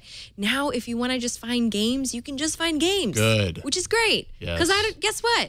I don't care about your games. Okay? Really? I need some productivity apps. That's what I need. I need to get my life in order. As long as they don't change the tray again on me. What tray? The app tray? Yes. Oh, so you're okay with change as long as it's not your app tray. It's a joke based on the previous thing we were talking about, yes. No, but that was traumatic for me, and not just me, Andrew as well. Because you use it all the time. It's very, very different when it changes. I always welcome with open arms redesigns and change to the Play Store. That's because good. Every step of the way they improve it meaningfully, I think. Man, if you look at where it is now versus where it started. Oh, wow, yeah. Oh, just look at Android now versus where it started. No, I know. Everything has changed. You brushed off that HTC, what was it? Dream? What was the first one? The M1? No. The very first one with the slide-out keyboard. T-Mobile, 2008. The G1? G1. The G1, sorry. But it had a code name. It was the Dream or the something. Yeah, you're right. What was it? Was it the Dream? I like to call them by their code names. Like this one is Aero. HTC Dream. HTC Dream. I was right. Yeah, so you were right. You were right. The Dream, remember the Dream? Do you remember that the screen on the Dream was 3.2 inches? 240 by 320 pixels? And that the processor ran at 600 megahertz, single core. With 256 megs of RAM. There it is in chat, Brian, if you want to show it. If we can go back in time and remember where we started. I didn't have the Dream. That was not my first device. My first device was the Motorola Droid. Look at this Android. Like, look at the icons. And look at the system tray. Well, when you see pictures of the first Play Store, that was beautiful back then. Like that, you mean the Marketplace? Marketplace. Or the Android Marketplace. Yeah, Android Marketplace. Yes. You're right. That's right. Anyway, this is we've come a long way. 3.2 inches. You could fit 2 or 3 of those on your Nexus 6. That's true. It's true. And I think the screens for the redesign look pretty hot. I want it. All right. So we agree. It's a server-side switch. So someday you're going to wake up and you're going to launch it, and it's just going to be different. So we're not going to freak out for this redesign. I'm not going to freak out. I'm going to go, sure? This is great. And then probably that'll burn off. And then I'll go, okay, this is just the way it is. Yeah. I don't know. And then you'll look back. We'll look back like 5 years from now and be like, remember we'll look at this and be like, remember when phones had screens? I think a little more than 5 years for that, but I suppose you never know. Google Maps I'm pretty excited about this one because how many times have I been like Why did navigating this take somewhere? so long? No, sorry. kidding. I'm sorry No, I it's interrupted true. you, but that's all I wanted to ask. Why did this take so long? It's one of those no-brainer, like this should have been there how many a long times I've time ago pulled because over? I've wanted this for so long. Yeah, I've pulled over and I've been like, Google, find me a gas station, and it's like, sorry, I don't understand you. And Or I'm it like, pulls up a gas station that has nothing to do with where you are. Or it pulls up, yeah, exactly. And I'm like, I am nowhere near Calabasas. Right, But thank like you. I'm going this direction. Show me a gas station on my Exactly. route that's coming up because I need gas or else my car is going to die I on really me. need gas because I don't have an electric car. So that's what this is all about. Search along route is the name of the function when you're Yay. navigating. So when you do the overflow menu where you get like the mute, traffic, satellite, and settings menu that pops up, now there's a new one there, search along route, and it'll give you some options right off the top that that will definitely come in handy. Gas stations, restaurants, grocery stores, and coffee shops. Those are probably the 4 main things that people are looking for when they're traveling long distances. But you can still search for your own. So, and you can also get there if you tap the search button from the main navigation screen. That'll take you there as well. From Rest what I stops. understand. So that's always fun to do when you're like on a road trip through the, through Mm-hmm. 101, through the redwoods or whatever. Also, we live in the best state ever. Just FYI. Sorry, everybody. I'm just thinking about how beautiful California is right now in my head. it's true. It's Sorry. true. I thought you just knew that we had the best rest stops in the We have country. great rest stops. They have cleanish bathrooms, despite all the funding they took away from it. They have beautiful views, vista points. Really nice to have a picnic in the middle of nowhere. Excellent vending machines. Yes, Yeah, it's true. It's true. I'm agreeing. it's true. They have vending machines? Yeah, Yeah. it's a Actually, I rest had to stop. think about that. Yeah, Oh, well, it's true. whatever. It's true. It's They true. take It's credit a fact. cards. I don't know if they take Android Pay yet, but so cool. And that all appears on your route. And this is actually kind of neat. So if you do this and then you say pull over to the gas station, the Maps app will still navigate you to your original destination. So it's not like hijacking it. It will take you there, and then that's a stop within That's your what I ultimate used to- yeah, destination. you'd You have make to end that the- sound like it's magic. You'd expect that. You would expect it, Yeah. but that hasn't been there. What true. also hasn't been there is multiple destinations, Oh, which I that's think right. this Yeah. is They kind of added the that? starting They point finally for that. added it back? No. No, But I this think is this the is kind of beginning. the starting Okay. point of that, right? They're showing now that they can do that. Okay, give me multiple destinations. I want to be able to plug in 5 different You know why they did destinations that? and route it around and have it all be Because strung somebody out. on that Maps team has a bunch of friends who don't have cars, and they have to pick them up on the way to the freeway. Probably. on a way to road trips. They're like, I'm sick of this. I'm gonna figure out how to get to all of those different places in the city, That would be and then nice. finally get to the freeway. I hope that they integrate multiple destination trips very soon. Yes. It used to be there, right? Remember that? Did it used to be there? Yeah. I know that you can do it on the web. And I know that when you do it on the web, you can send the destination Yeah, but to your that phone, only but I brings don't you know the if that- first one. Yeah, that's what I don't think it gives you the whole thing. No, it doesn't. So that needs to be there. It's sad. It's sad trombone. We're always telling Google how they can improve even more than they already have. And Are we they- ever happy? I don't know. I've been Like, telling we did them that. Now give me more. I've been telling them how to make a camera app for 5 years. I haven't listened yet, Yeah. so I don't know about that. There you go. Well, now they want to hear about how you feel about the Play Store. Now that they've opened the search. or excuse Yeah, me, this is search. the search, yeah. Yes. My notes are saying search is now open as a beta for anybody who wants to get on the little dog fooding action that was going on at Google HQ. Well, now you, as a regular old user, can get into the beta test Normals for the Google Normals app, are welcome. which is kind of awesome. So now you can see like what Google's coming up with. Next time they want to change the application launcher on you, you're not like totally surprised, Yeah. So- you know before everyone else, And and you well- get angry earlier. Yeah, exactly. You'll be angry and seething, and people will be like, "Why are you so angry? Have you been seeing your therapist?" And it'd be like, "I'm actually fine. Google just decided to change my application Yeah, Google launcher." did this thing to my. Yes.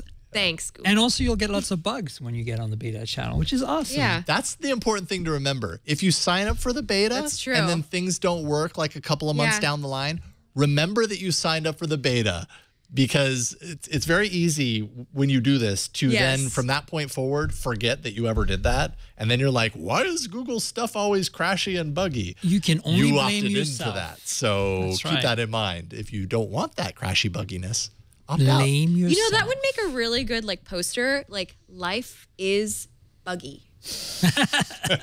Life is a beta. Life is a life. Oh, sorry. Yeah, life is beta. That's what I Life was is saying. beta. There we go. Life is beta. It's right. full of bugs and unexpected crashes and I knew we'd come up with a better title for this episode. Thank you. Oh, by the way. Oh.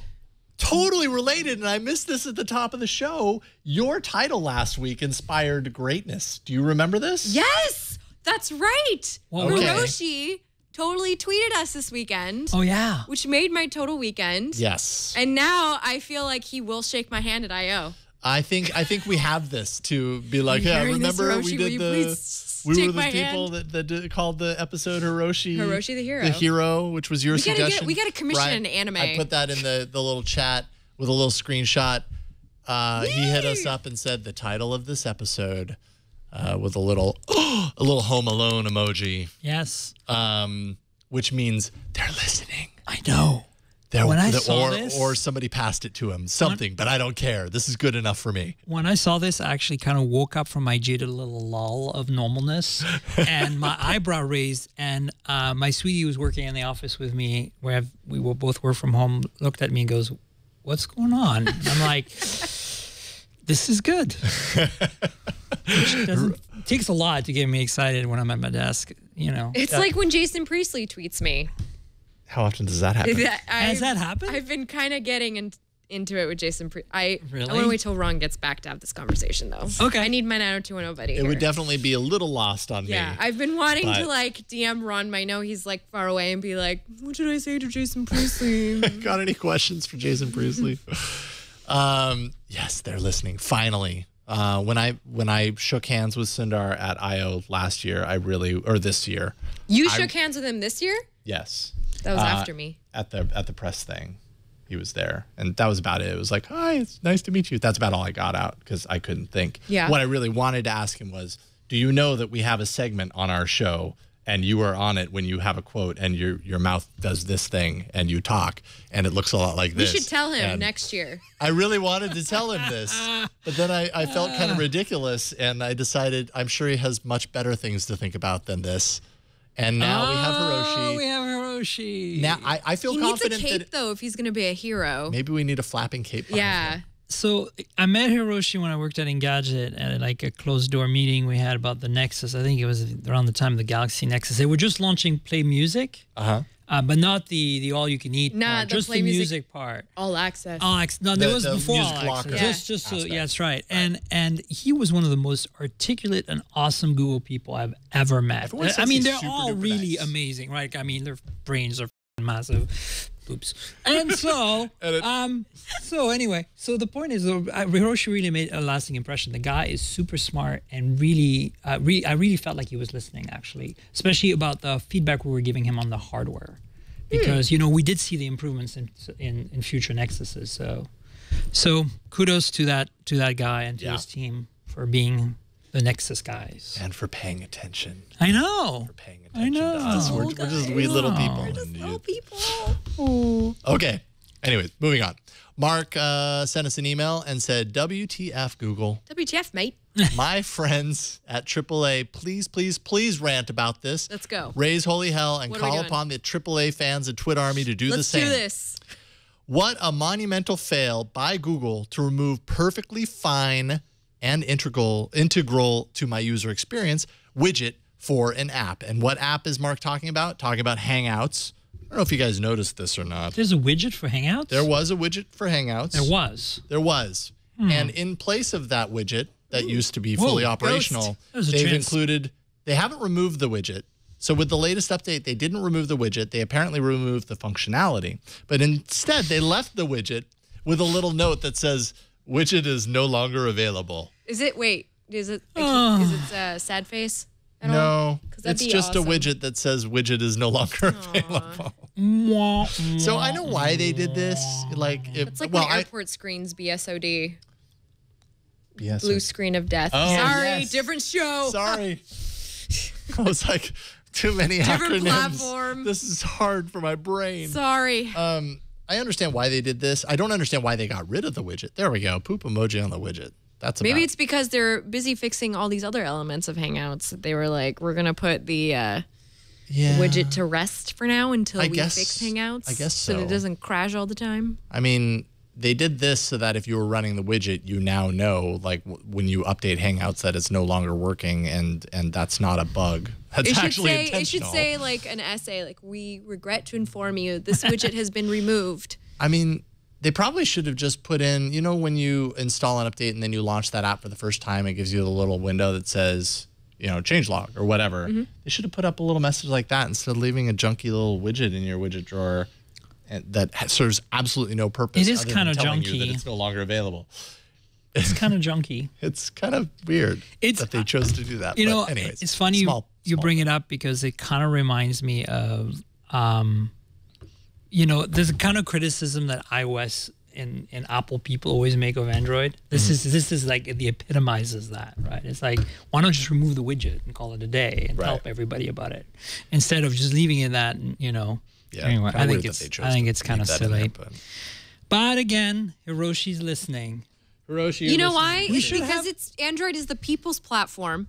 Yeah, is that what it is? So they talk to the people through apps. I think we should have. How are you doing today, Flo? Mine says sometimes. Are you doing okay? We should have a segment called emotionally? Hiroshi's listening. Oh, that's the new Google and it now. should be like you know, like the Saturday Night Live Jack Handy thing. You know, very calming and soothing. New age music in the background. Is that how Hiroshi talks? No, but I'm just imagining love that. How we should have this segment, and it should be super calming and soothing. This is now Hiroshi's listening on All About Android, where all your dreams will come true about your favorite operating system. Miriam, you should do a little meditation like audio right? about Android. Just anything. You have a nice soothing voice when you like. When I'm not yelling and swearing in the microphone. You are both sides. You are both extremes, Miriam. Yes. And that's why you're awesome. Before we get to the arena, let's thank our final sponsor of today's episode. And man, I have the Ring video doorbell. I love it. And I'll tell you in a second what my plan is for Halloween. But you can basically, with the Ring video doorbell, you can use your smartphone to see who's at your door. This is what you got right here. This is the Ring video doorbell. Makes the little chime. I actually have also, they have a little chime doorbell that you can plug inside, connect it to your Wi-Fi so that when somebody outside hits this, it rings it like a normal doorbell on the inside as well, because we didn't have one built into our house. But if you do, this will tie right into this. Basically, it turns your house even more into a smart home. You get the whole kit, so it's really easy to kind of install. They give you a little level so you can install it not sideways, not slanted and everything. They give you all the tools that you need, but the setup is super easy. You configure it so that it connects to your Wi-Fi. And then, when you're out and about, if somebody comes to your door and rings the doorbell, I'll actually get a notification on my phone that says somebody's ringing right now. I can answer it. I'll get video streamed from the camera to my device. I can see who's there. I can talk to them. I can push to, accept and then talk back and forth. They'll hear me talking through the speaker. It's really cool. Like I've told you plenty of times that my kids like to just hit it because they know that, there you go. They know that when they hit it, Dad might actually answer. My thought for Halloween is that, we're going to be out trick-or-treating and stuff. We still want to offer something, but we know that there are those punk kids that go to the bowl that has the candy that says help yourself, but please only to one, and they take all the candy. So I kind of want to put out the candy, but sabotage them, or at least know that when people come up, motion detection will be activated, and I can find out who stole the candy. That's right. I'm talking to you, kid. It's me and all my 30-year-old friends. Sorry. And you're like, I don't care that you saw me do it. We miss it. We miss those Kit Kats were really good. You need a fire-breathing creature flamethrower thing that scares them when they come close to the house. I'm sure we could come up with something integrated with the Ring video doorbell. But it's awesome. Even if you're not playing shenanigans on Halloween, it's just super useful. 95%, more than 95% of home break-ins happen during the day. So something like this is awesome for thwarting that. Burglar or whoever. What do they do when they first come up and they want to make sure that no one's home? They ring the doorbell to see if anyone's around, and if they aren't, then they do what they're going to do or what they're planning on doing. You can see and talk to anyone at your door from anywhere that you are using your phone.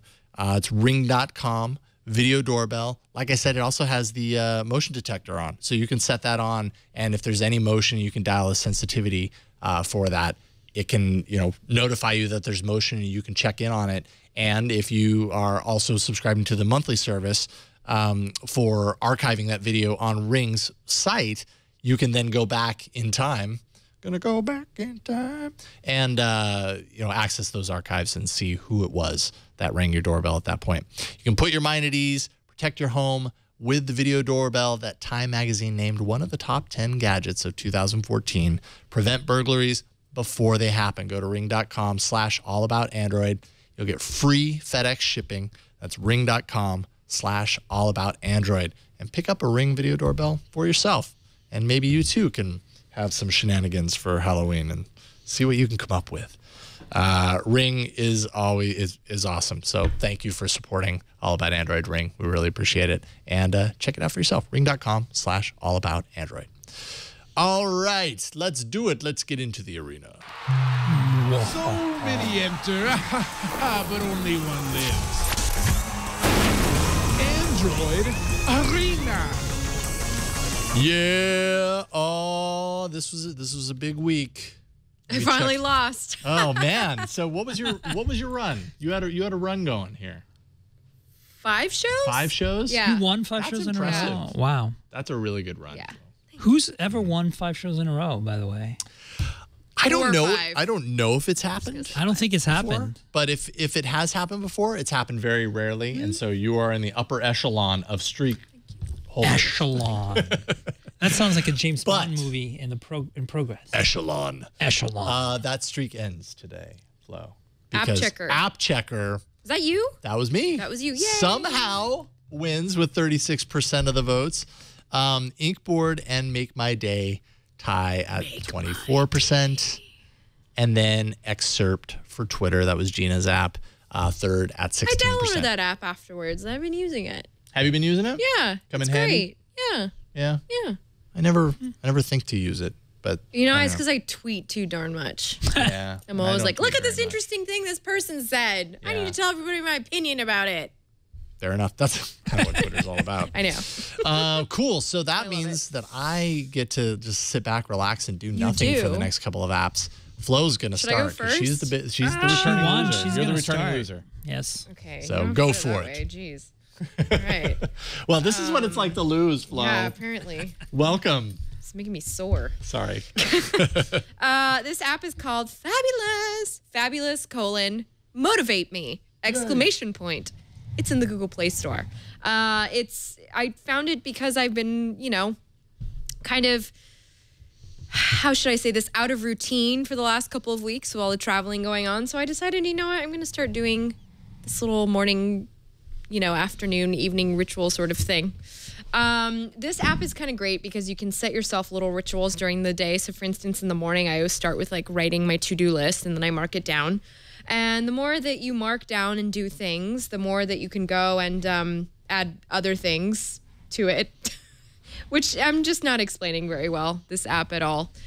Basically, it's an app that helps you do things. So it's motivational. Yes, it's motivational. Do you set up the tasks, or does the app do that? Like have suggestions? So for the you? app will suggest tasks for you. Thank you, Jason, for helping me by asking me questions, by the way. The app will, it really helps. The app will suggest things to you.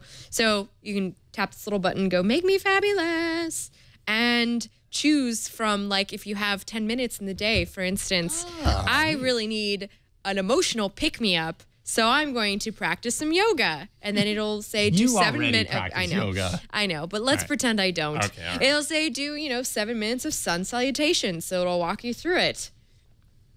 And then you just go through it for 7 minutes. It's great. Yeah, it's just got these little. I'm still kind of discovering this app, which is why I'm a little I don't really know where to start explaining this. But I like it because it's just a fun little app for motivation. It's something that I can check every morning. What is the map thing, or that map tab, or is that a map, or is that a calendar? This is a tasks map. Okay. If you see what that means. So first it, things first. yeah. Oh, interesting. Okay. It walks you through goals. Yeah, so these are the goals that you can unlock. You're 2% complete right now. Yeah. You really need to step it up. I just started it today. But like tonight, I'm going to do the disconnect and create. So I'm just going to like lay in bed and stare at the ceiling and think. There's a lot of habit trackers, right? I don't know what they're called. What the category is. I'm trying to get into the habit of having habits. All right, fair enough. So I'm trying to get into the habit of having habits, which, and I'm trying to find a fun way to do it that doesn't totally gamify it, because I don't gamify it. I don't need you to gamify it for me. I just need you to look good and have some. And I like this app because it has fun little resources, like a little yoga thing, or like it'll help do a guided meditation, or like it'll be like take 10 minutes to take gratitude for the things that are great in your life. And I'm just trying to go on the hippie train right now. Yeah, you know, fair enough. Trying to get back on the hippie train of gratitude and just loving everybody. I'm actually being totally sincere, by the way. I just feel silly saying we need more of this in our lives. It's fabulous. Motivate me with an exclamation point, which I think means you say it as fabulous. Motivate me. And I didn't put the exclamation point there, but I'm sure that's what they mean, is that you have to scream that I last put the part. exclamation point in the doc, by the way. Okay. Because is that the way it is? You guys crack me up. Oh, no, it That's was. the way Never is. mind. Yeah, Never mind. no, I mean, you're supposed to scream it. That's what I'm saying. All right. There we go. All right. Proof. Now everyone knows what we're picking, Brian. Great. Just give it away. Sense of mystery destroyed. Oh, no. That's okay. It's a preview. Excellent. Fabulous. Motivate me. It's free. Install it and go on your own unexpected journey. You could have Hiroshi voice. Oh, Come my on. God. I should ask For Hiroshi to do yoga motivate with me. Yeah, totally. On You'd be like, All About Android. He did now- reply to us on Twitter. He'd totally do that. He totally would Yeah, do he some totally sun would. salutations with me. on All About Android, about A guided motivation. meditation, being guided by an. Oh my God, this Right? is happening. See, I'm on Life goals. I need a life goal, like hashtag, to like show up. Oh, Life goals. see? Oh, yeah. Hey, everybody. I just Make your really want you to every Android relax dreams today. come true. Wait a minute. Is that Hiroshi talking? That's Hiroshi talking. I'm coming to you from the Google headquarters, and I just want you to know, love is all around us. Now relax and get back to your app choices. Thank you, Hiroshi. Thank you, Hiroshi, Really- Master Hiroshi. I got chills. Yeah, that was really that good. was actually really That was intense. amazing. Thanks for the impromptu music you got That was there. amazing. Thank you, Hiroshi. Hiroshi has no idea the profound effect he's had on. We need to the do this show. more often in the shows. Like have Hiroshi. Are we moment. ready? Hiroshi moment. Hiroshi moment. Yes. Yeah, I'm sure he's jumping at the chance. I'm gonna totally destroy this Do it. moment of zen. Destroy the moment. By talking about money. Yeah. Let's talk about cash money. Yeah, I mean, I don't know. Apparently, we haven't done Square Cash on the show yet. We've done Square Order back in the day. Right. Is Square Order still a thing? No, sadly, it's not. And frankly, that was the geofencing. and frankly, I'll tell you, of all the payments stuff I've ever used, Order, which was called Square Wallet before that, was the way to go, because it's frictionless. There's no tapping, no NFC required even. You can use it on any phone that has an app, Android or iOS, and you basically just like, when you get to your location, it geolocates you and knows what the store would be. You say, check in, and then they see your name appear on the thing. They ask you, are you Miriam or whatever? You say yes. They charge you. You get a notification. You approve it. You have 5 hours to tip. And if you forget, You have 5 hours to tip. I have to think if I really want to tip that person who no, gave but it's me my nice because coffee. sometimes you forget. Like PayPal That's forces you to true. tip ahead of time. Yeah. And PayPal is so slow. You have to type a PIN, whatever. Like this was a little insecure in the sense, but it only let you do so much money at a time, and it really worked well. And if you walk away and you forget that you checked in, because you didn't pay, you change your mind, it checks you out like based on distance. I mean, it was just awesome. But Square said we're going to focus on the two products we think are the most used by our users, and one of them is Square Register, which is used by merchants, as you know, slide your card. And Kind of a big deal. And use to interface with the Square Order app. And then, of course, Square Cash, which I want to talk about today. So, This is a separate app. by the way. Some completely people in separate chat are app. like, Square's By the been way, on before, but this is completely different. separate account from your Square Order account if you had one.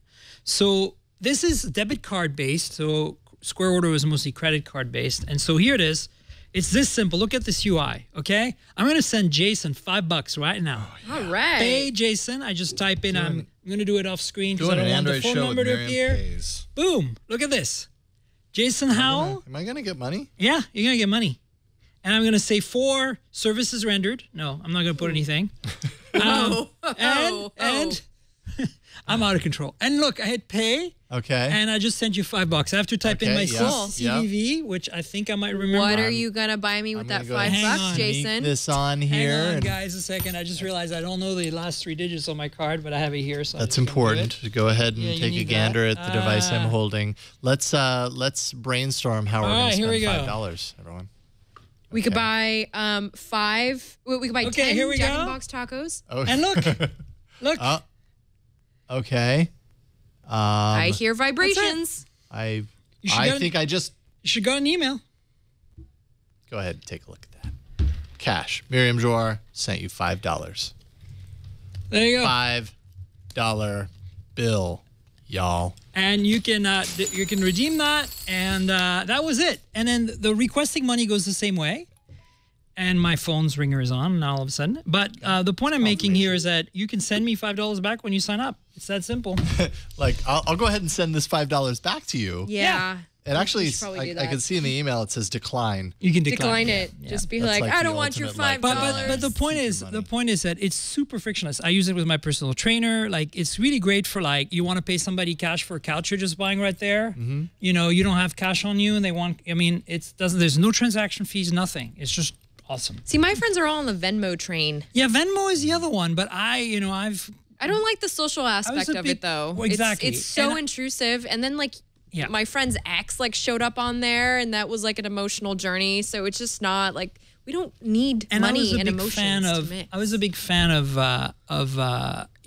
Square's other stuff. So I'm kind of being like, for cash, that's been what I've been using other than real cash, which is nice to have. But look, you saw the UI, super simple. It looks at your contact list. It'll send them a text if it's a phone number that you picked. I picked your email address instead. But it's pretty nice. I like it. I think they've done a good job with this.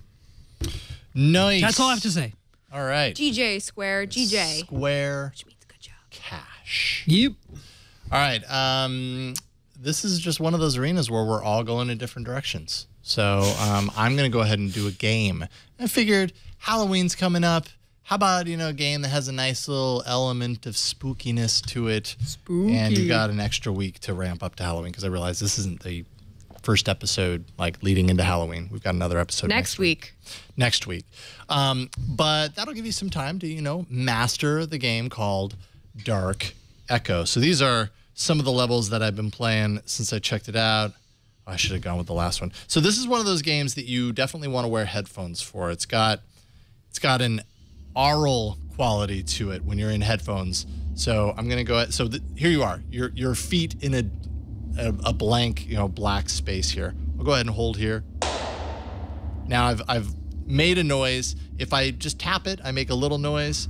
If I hold down on it, I make a bigger noise. Basically, what you're trying to do is you're trying to navigate through this corridor without really seeing everything that there is, right?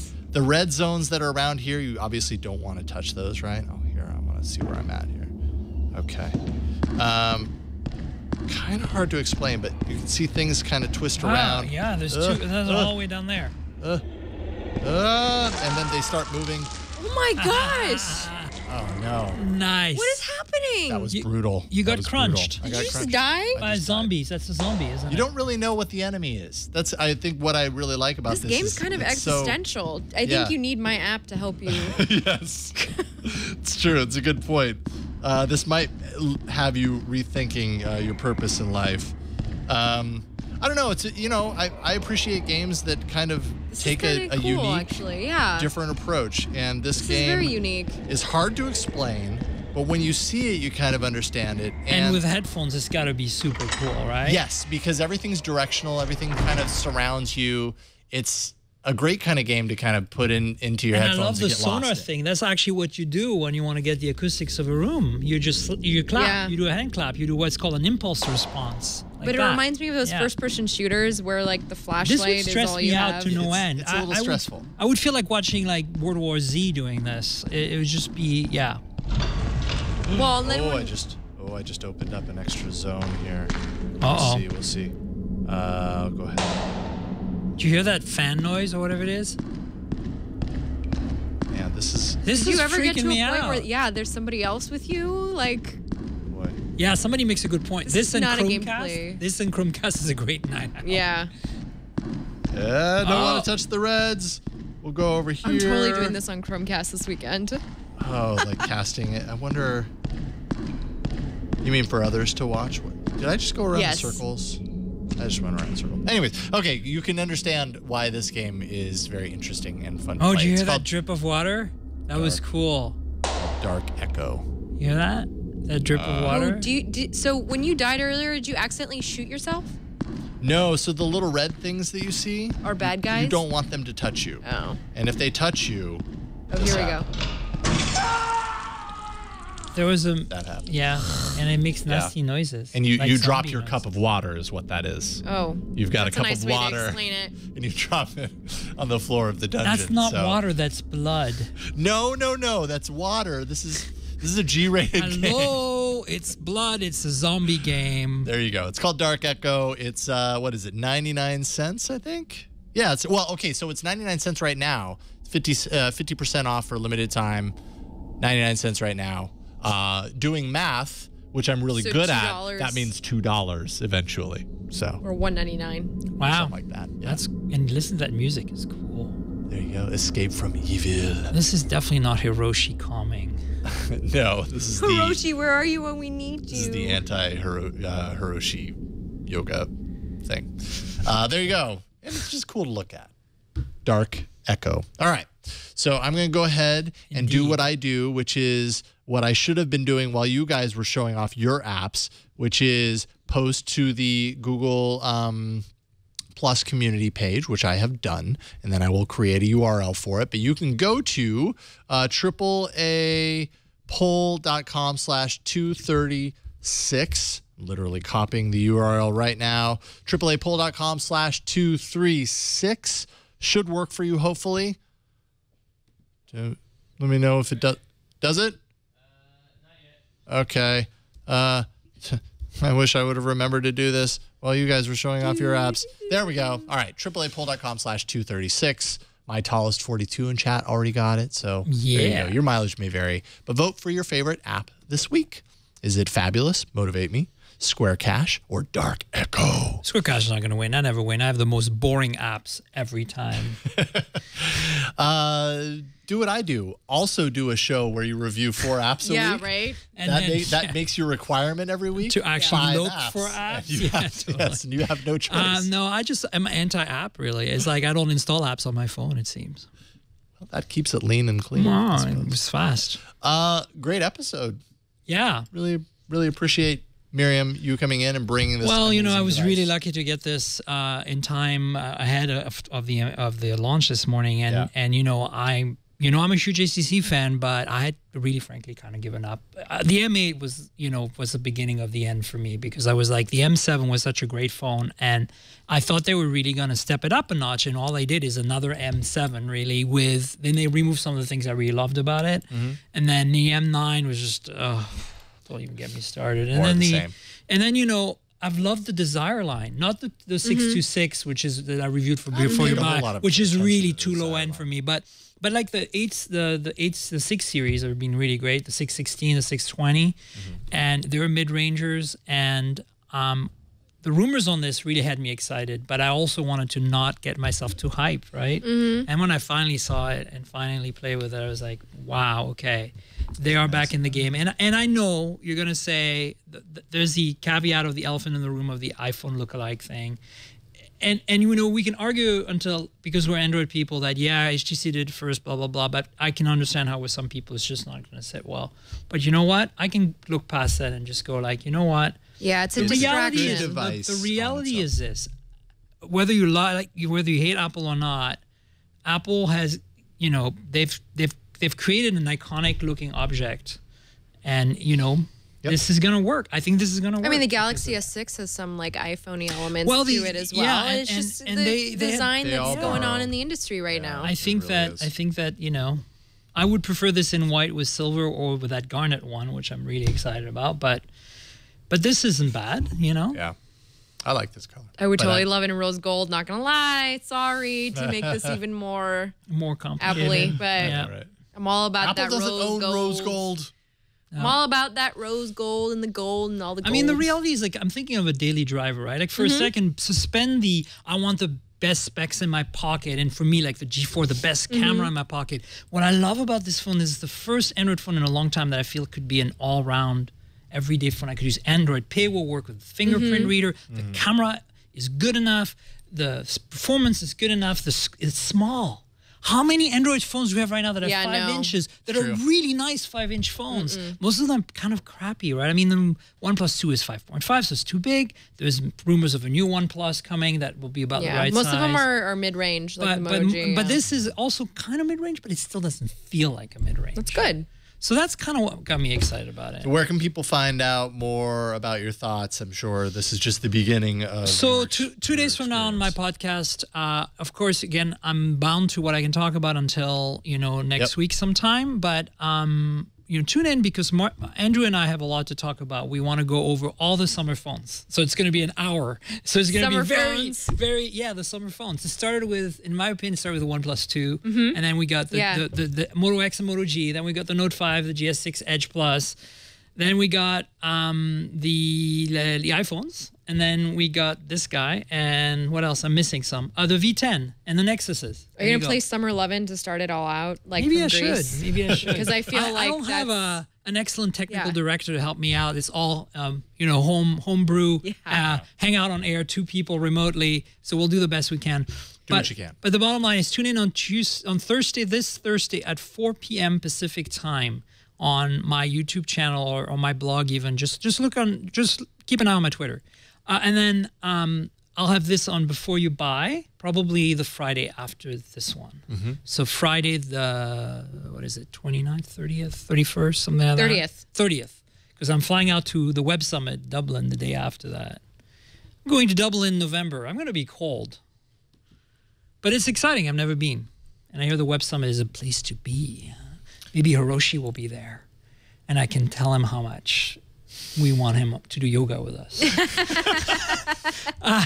But don't intimidate him. No, I won't. I promise I'll be nice. I'll behave, Jason. Don't press the subject. Hey, I'll be float it. yoga is about the journey. The journey. Oh, okay. It's not about being there. So Something like that.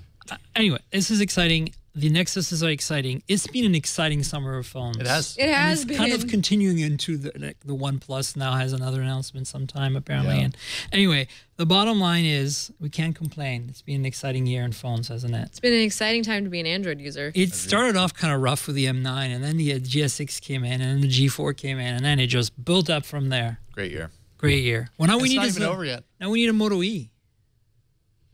Lenovo. Lenovo. Where's our Moto E this year? And I don't know. What else? What is your wish list? What, like, if you had to say, like, it's getting so much better, the Android ecosystem, right? Like, where do you think we need to go next? Like, what? Like, these phones are all awesome. Like, what do you want? I want a keyboard. You want a keyboard, huh? You do? Not a BlackBerry. Don't even. Okay, so what about the Priv? No, What about the Priv or Priv or whatever? No, like, no. I don't You're want not to talk going about there? it. We're not doing that. Okay. I will. You're not excited. Okay. What about you, Jason? I'm sorry. What do you want? So you want a keyboard in a phone. What do you want in a phone?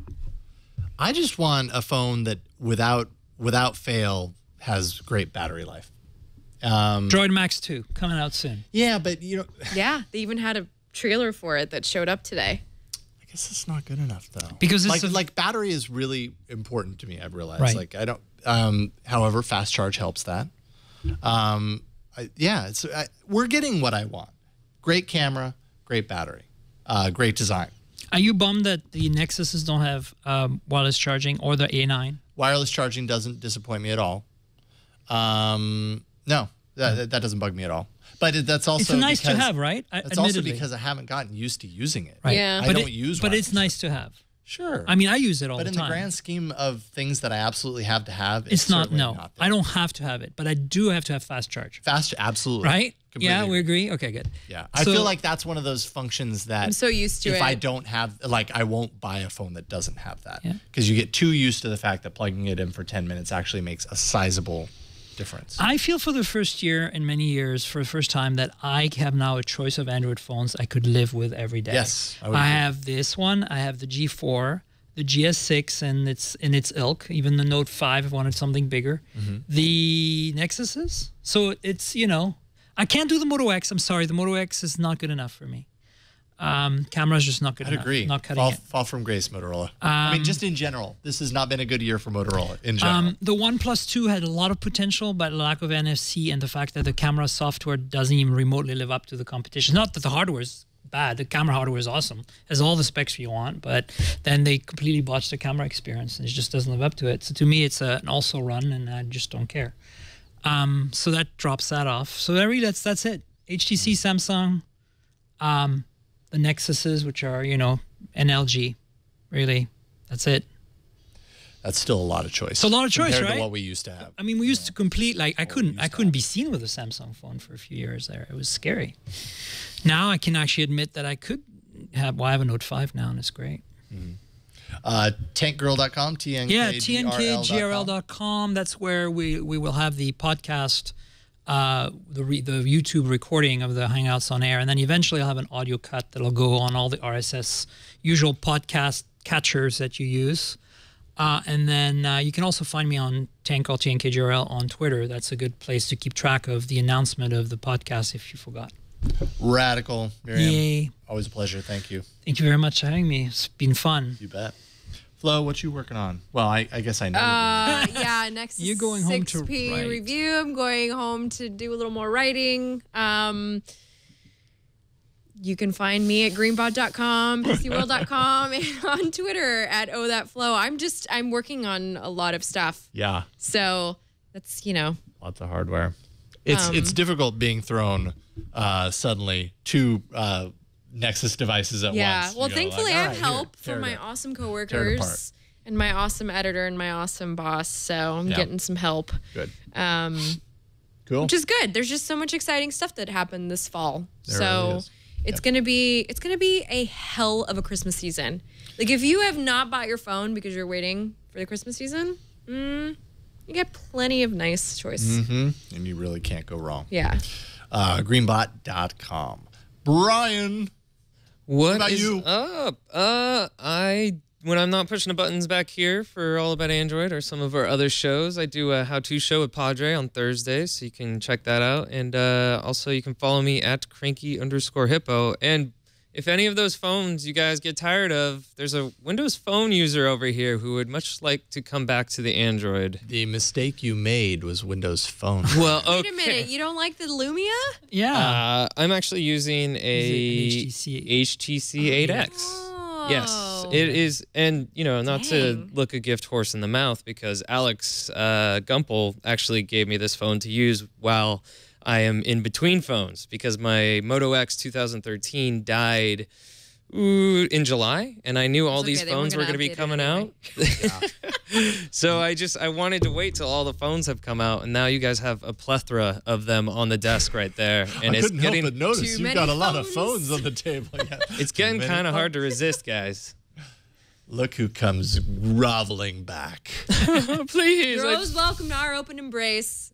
You're not excited by those Lumia 950s they just launched? Not until I see them in person. You know, just like I have kidding. with these phones today. I mean, Next week on the Android show, we'll have Windows phones. Just kidding. oh, we've already gone there. Like I pissed off half of the Android viewership once with. Yeah, we had Microsoft, iPhones man. earlier. We today, did have iPhone. so- What's going on? We're cross-contaminating. Let's stop quick.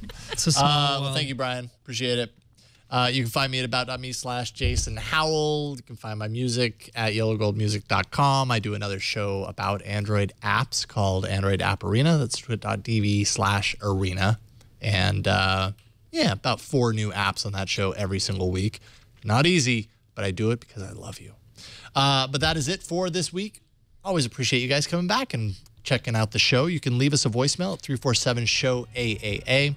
You can send us an email as AAA@twit.tv.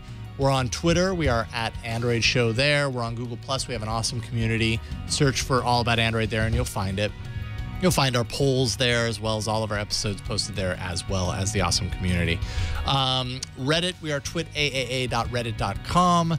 We have our show notes, all of our show notes, complete, comprehensive, twit.tv/AAA. That's a show page with all of our episodes. And we're live every Tuesday, 5 p.m. Pacific, live.twit.tv. That's it for this week. We will see you next week on another episode of All About Android.